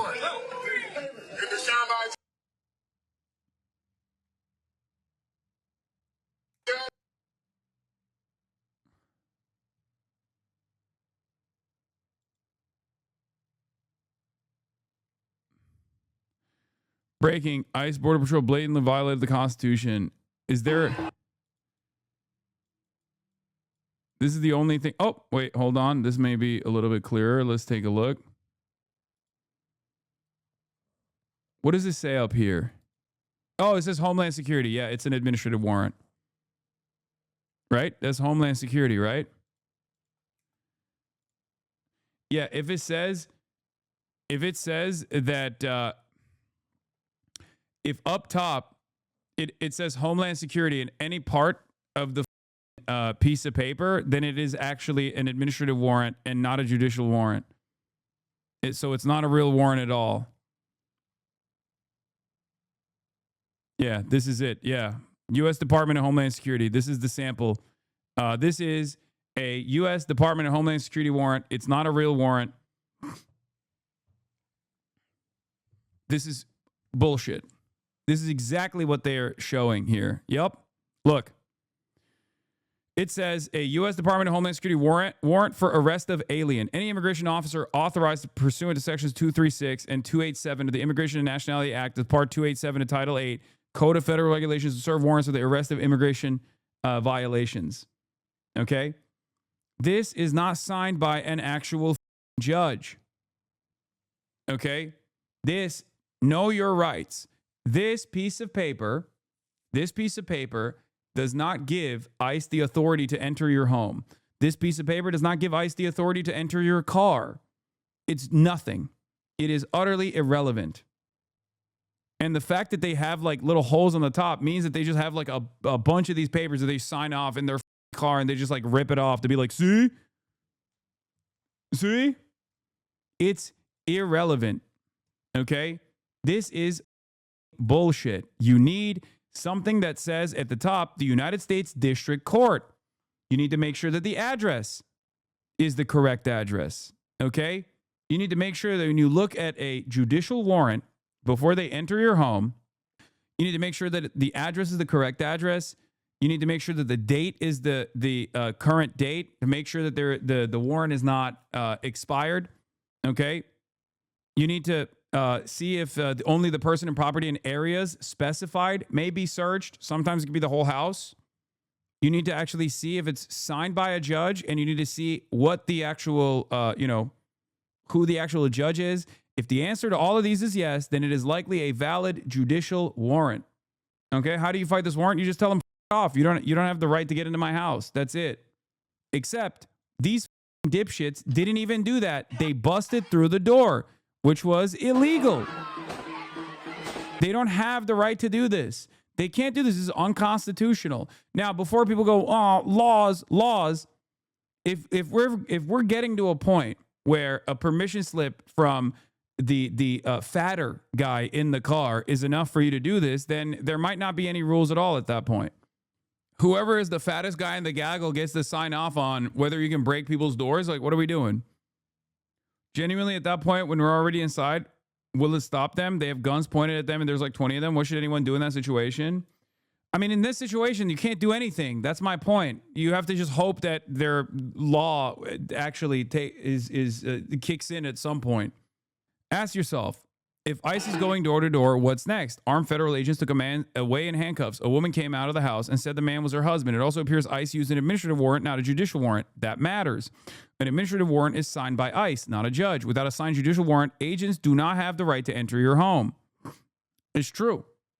Anyone who thinks this is appropriate and good and just, and that person in there could be the biggest criminal of all time, and it doesn't matter. You have to abide by the laws that were created, okay? It doesn't matter. The reason why you have to abide by that standard is the same process is the same reason as to why we defend due process, okay? Because if we decide this is appropriate, no matter how severe the crime is, and there's no indication that this person was a severe criminal anyway, but it doesn't matter, even if they were, even if that was Adolf Hitler in that goddamn house, okay?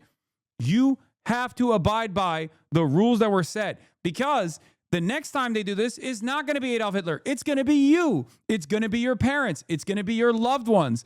And there will be no one that will defend you. Do you understand?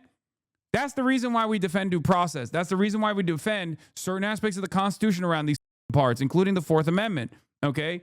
No unlawful search and seizure.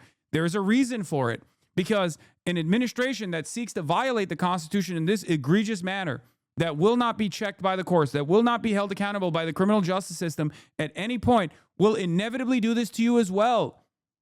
That's it. And without those fundamental aspects that have been around since the Magna Carta, there is nothing that remains that will protect you.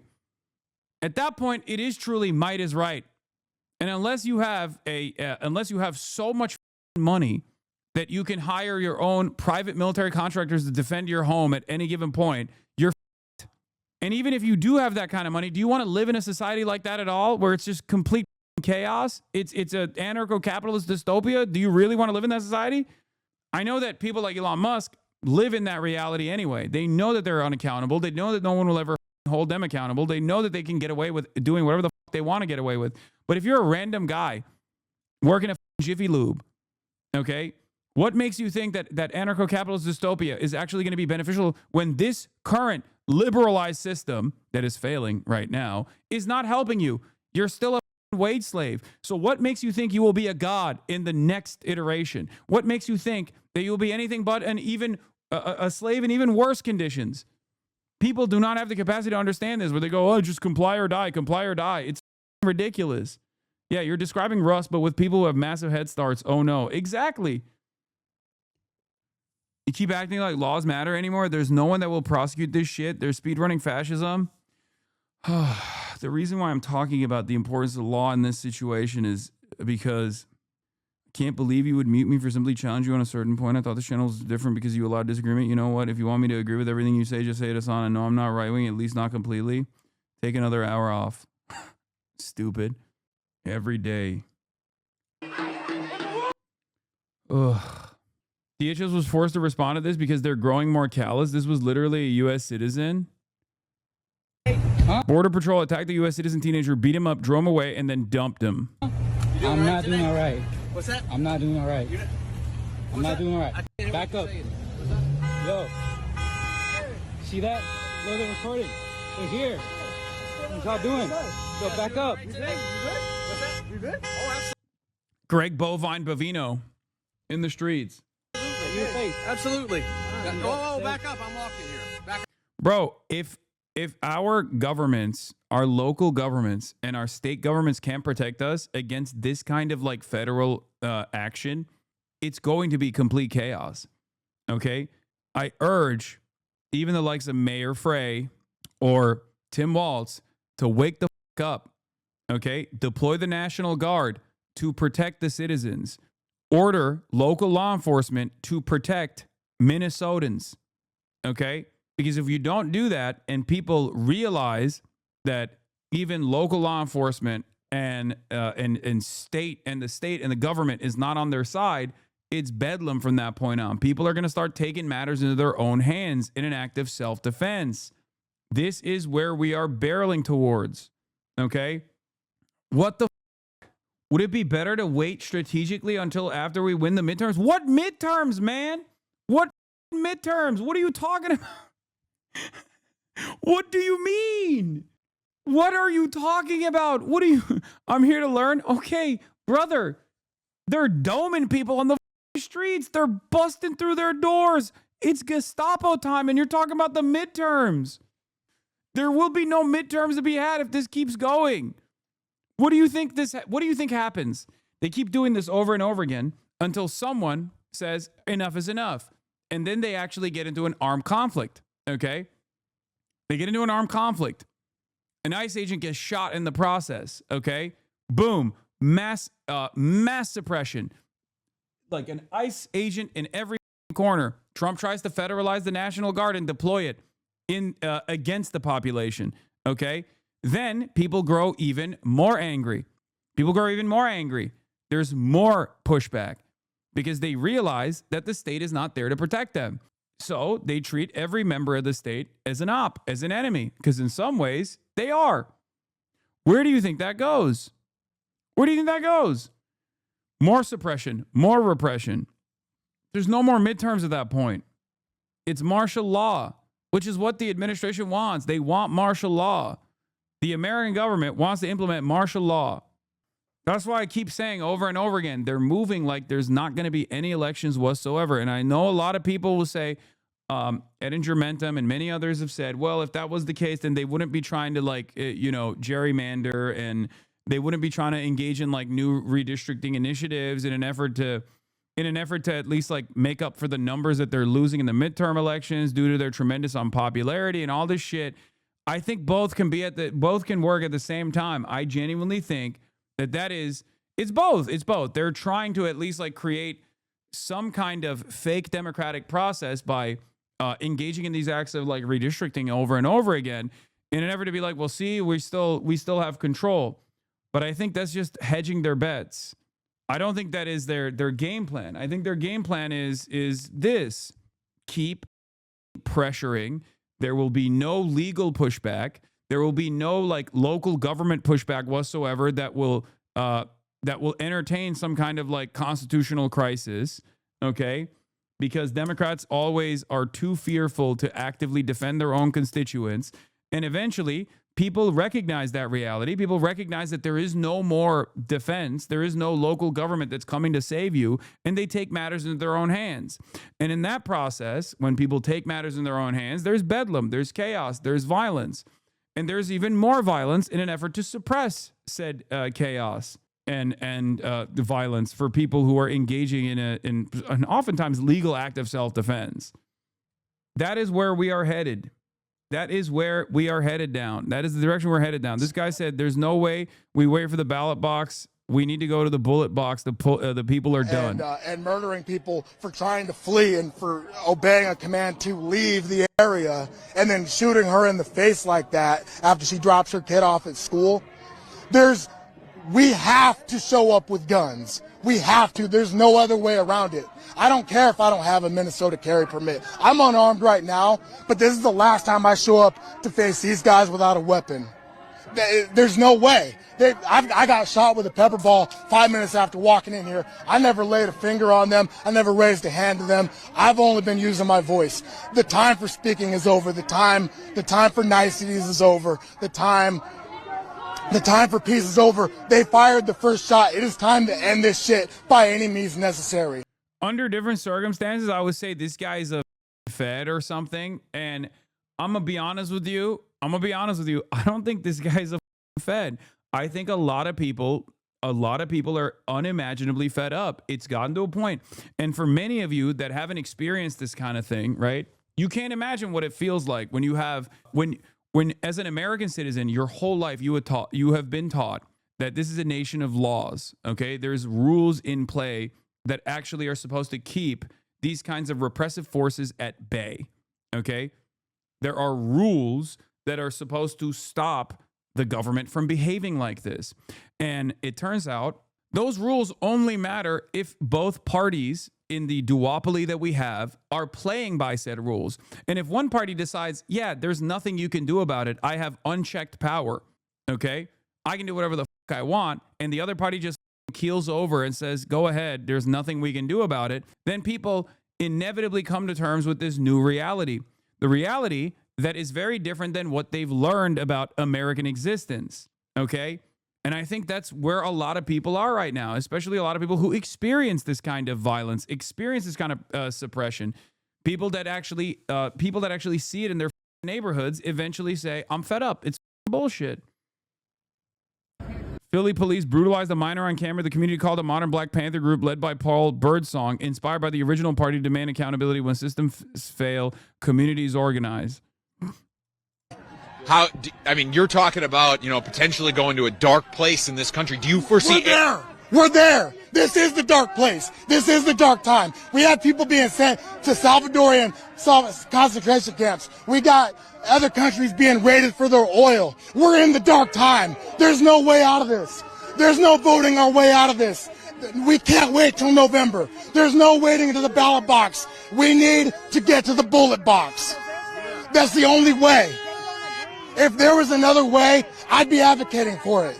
I've spoken peacefully. I've marched peacefully. I marched without Sharpton. I marched on Washington. I've been peaceful. I've acted peacefully.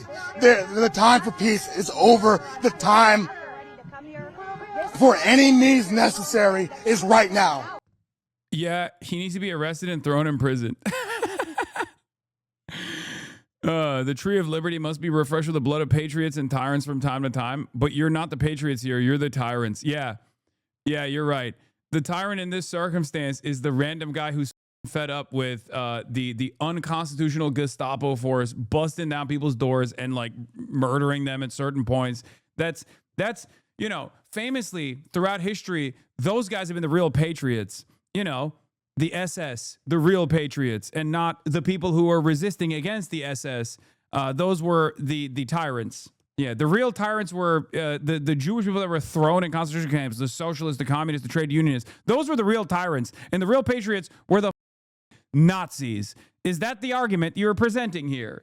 Holy.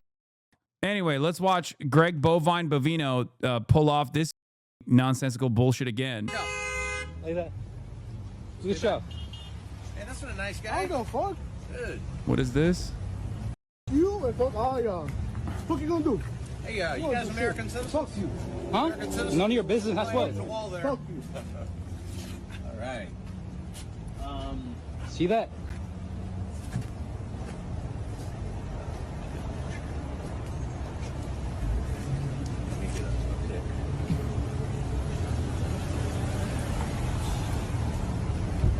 You're blocking traffic.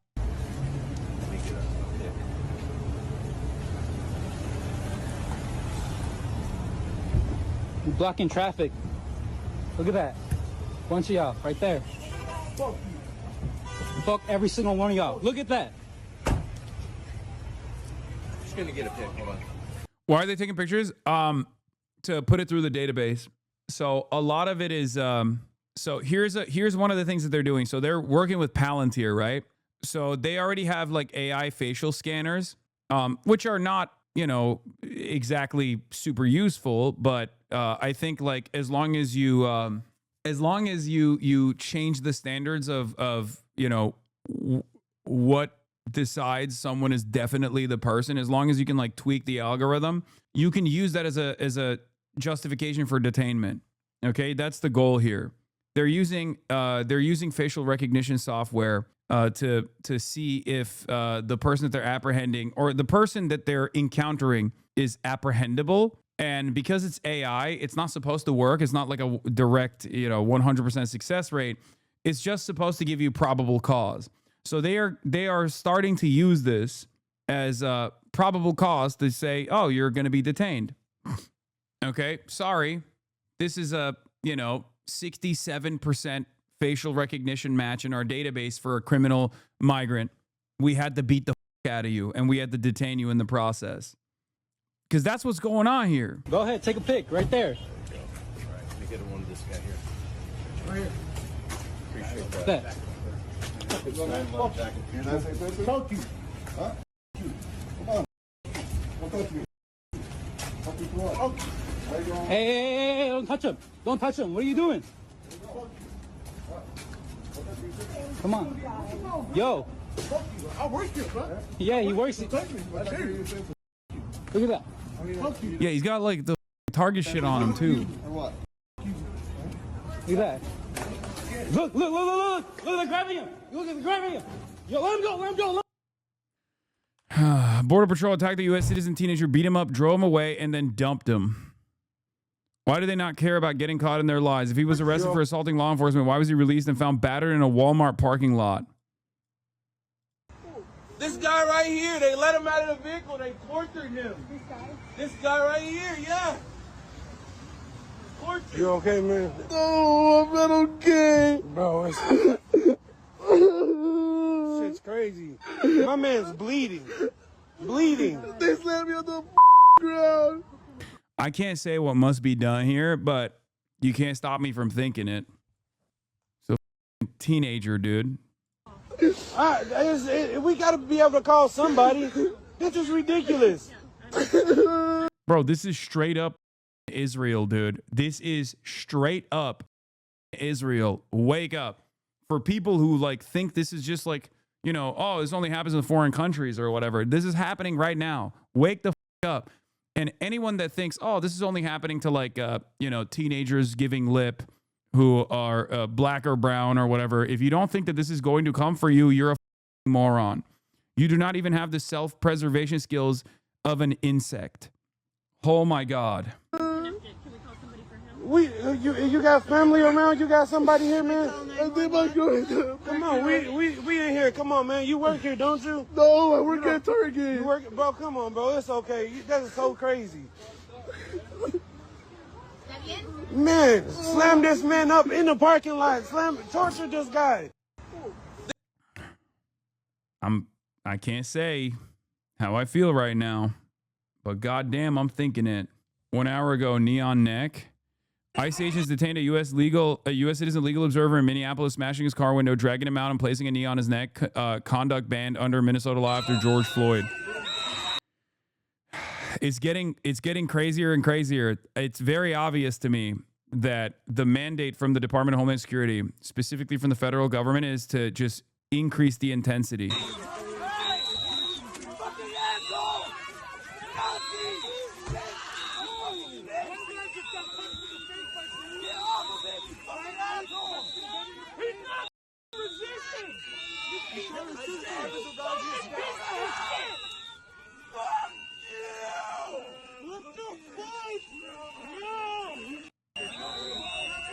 You can't say what you feel, but Asmund Bitch can say whatever he wants with no ban. Yes, because Asmund Fold, who is utterly irrelevant in this conversation, is demanding more of the state violence. And any kind of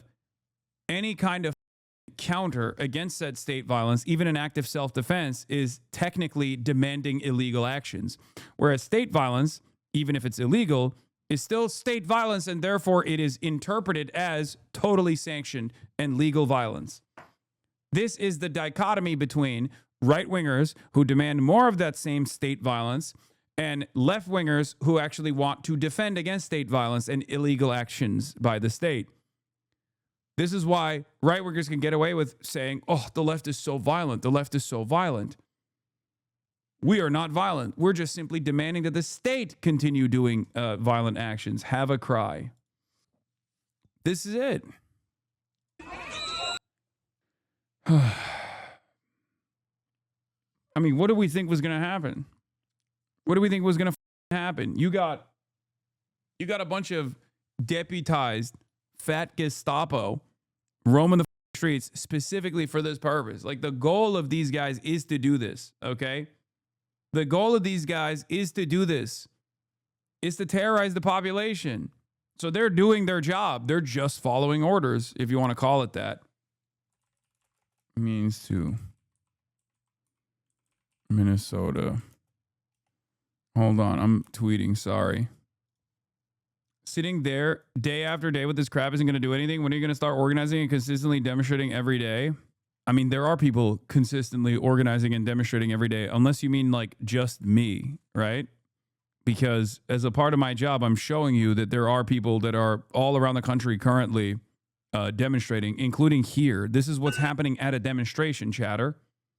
If Obama was doing this, the red state governors would call the National Guard and start fighting back. It's time to stop around. The National Guard needs to do his job. I agree. I think what is this? I think that if states and local governments don't actually defend their citizens, you're a bad person. You think I know how to live. Screw you. I would expect that this would be a moment of unity, I think, but I guess you somehow think you're magically above this kind of state repression, right? Is that what it is? In your mind, do you feel like this won't happen to you or a loved one? Or are you a member of ICE?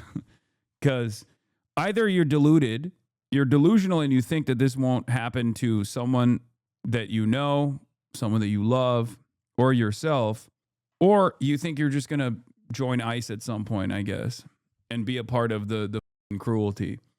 Because it's getting to a point where you're either wearing the boot or you're under the boot.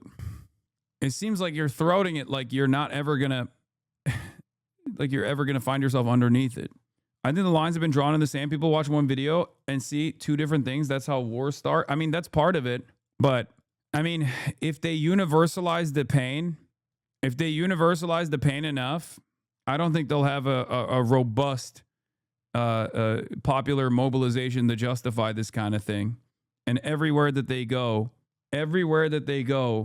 they will experience people pushing back. That's why I say there's more of us than there are of them, and this can't go on. Anyway, here's another example of like community defense. Hold my gun like this. It's the law. Philadelphia Crime Code 6108 says I can hold my long arm in my hand. Just can't hit my finger on the trigger because it's not. So don't ask me to do nothing that's against the law. Can I help you? I'm out here minding my business. I'm out here to control and watch you. Anything else? Because you guys like beating up on team. ICER.com to find your local rapid response number. Call and report if you see ICE chat. Get trained and respond and defend your neighbors. Yes. Somebody sent us a video of y'all beating up a teenager. Y'all, wasn't it? Huh? It was y'all. You're a police officer. You part of that. You part of that. It was y'all. It was y'all. If you don't like to be labeled in with the slave catchers, you shouldn't have touched their hole, sellout. You are a sellout. You wearing their shit. You are a sellout. You ain't protecting shit. You got to do whatever they tell you to, including hurt your people. Because you're walking up to me and I don't like you and I don't trust you and I don't got no conversation with you. So unless you're investigating the crime, leave me the alone. I don't care. I got a gun license right here. This is legal. Philadelphia Crime Code 6108. Move your car out of people's way and get the out of my face. Thank you, officer. Have a good day. You have a bad one. Sell out. Fuck out of here. What you smiling for? Sell out. Do you know where you came from? Slave catchers hired you to help catch their property, which was us. Slave catcher patrol is the origin of that badge, you bitch ass nigga. Get out of here. Go where you're needed. We don't need your help. Get out the fucking street. Like your supervisor said, get out the fucking street. Get out the fucking street. Go with him. Go with him. Get out the fucking street. America is such an insane country, but I mean, I guess this is what you get, you know? This is the well-trained militia, I guess, you know? That's the Second Amendment for you. I don't know what to tell you. It's ironic because this lawful demonstration by the new iteration of the Black Panthers is precisely the reason why open carry was banned in the state that I currently live in, the state of California, by Ronald Reagan. That's right. Ronald Reagan banned open carry in the state of California when the Black Panthers organized and did a demonstration at the Capitol with their guns, which they legally acquired and were legally carrying openly. So they made it illegal. One of the few instances where, you know, a Republican was against the Second Amendment. You block the traffic. Get out the street. WP, get the out the street.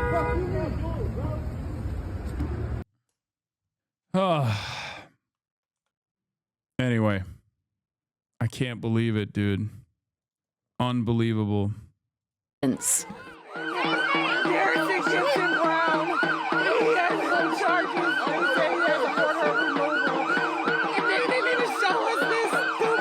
Deploying the National Guard would mean civil war now? Okay. I need to explain something to people, okay? The state always maintains the standard of violence, okay? Whether it be Israel against the Palestinians or whether it be the American government against the American people, okay?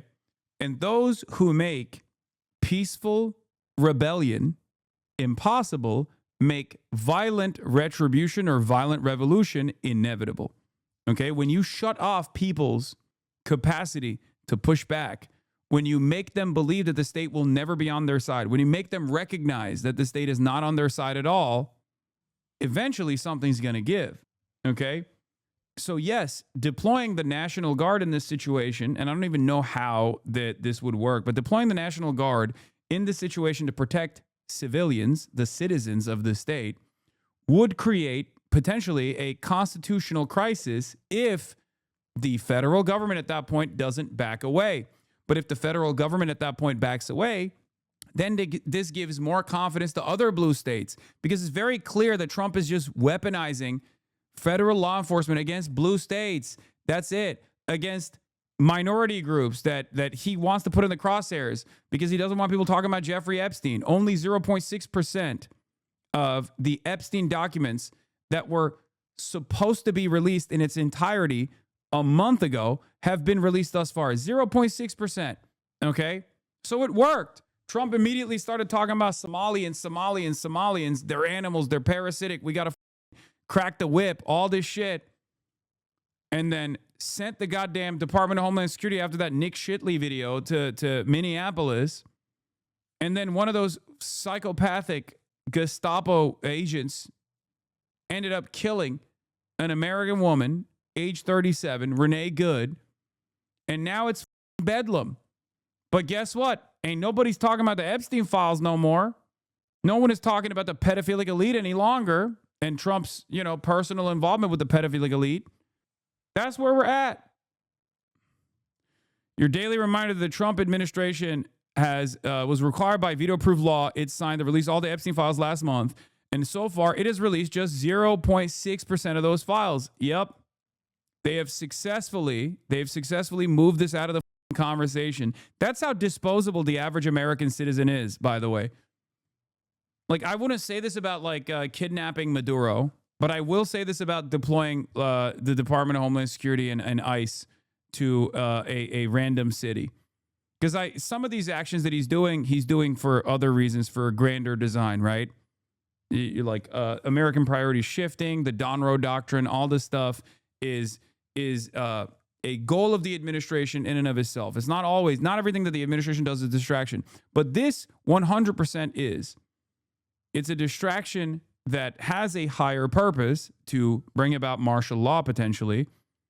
Okay?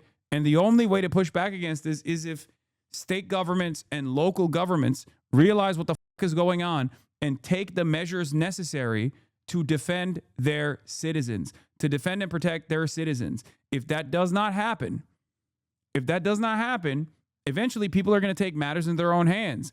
And when that happens and an ICE agent gets shot or something, okay, then they're going to use that as an opportunity to bring about martial law, tremendous discontent that needs to be suppressed violently, militarily. So the National Guard will be deployed at some point. So it's up to Tim Walz to figure out whether he gets to deploy the National Guard to defend his own citizens, or if it's the president that federalizes the National Guard and deploys it in Tim Walz's stead. Okay? So the National Guard is getting deployed. Who gets to deploy it for what purpose is the real question here.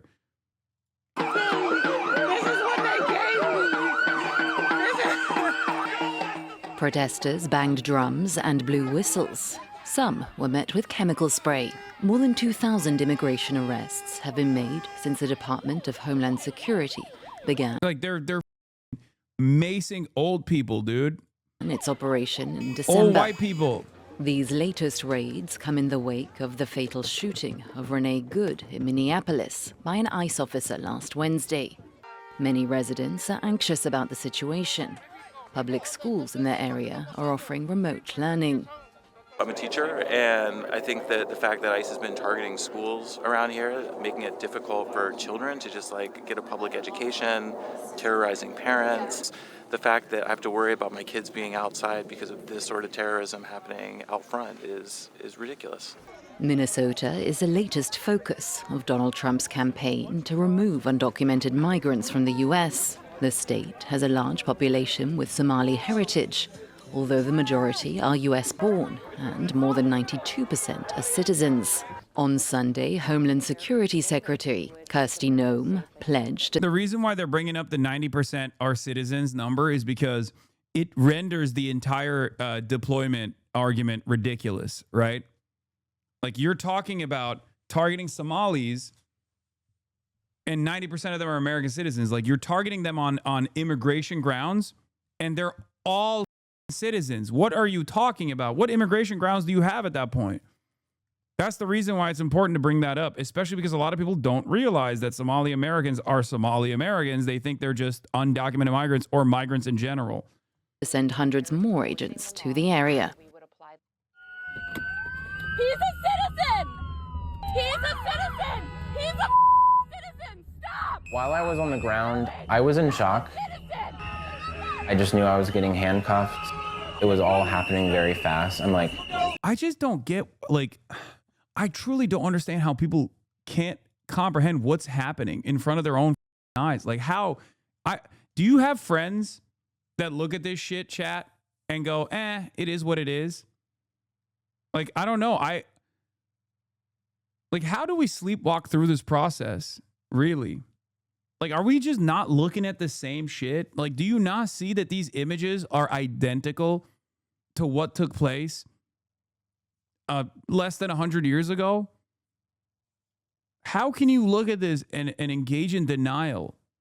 What will it take for you to recognize what the is up? What will it take for you to realize, like, this is some Nazi shit? This is straight up Nazi shit. Like, I don't know. Because I'm seeing a lot of people on the streets, but they're mostly older people. It's mostly like older, elderly white people, right? Like, there's not a lot of young people out there in the streets. There's not a lot of organizing. There's not a lot of youth organizing in general around this sort of thing. And at least historically speaking, in moments of discontent such as this one, in moments of disarray such as this one, youth has always been the vanguard.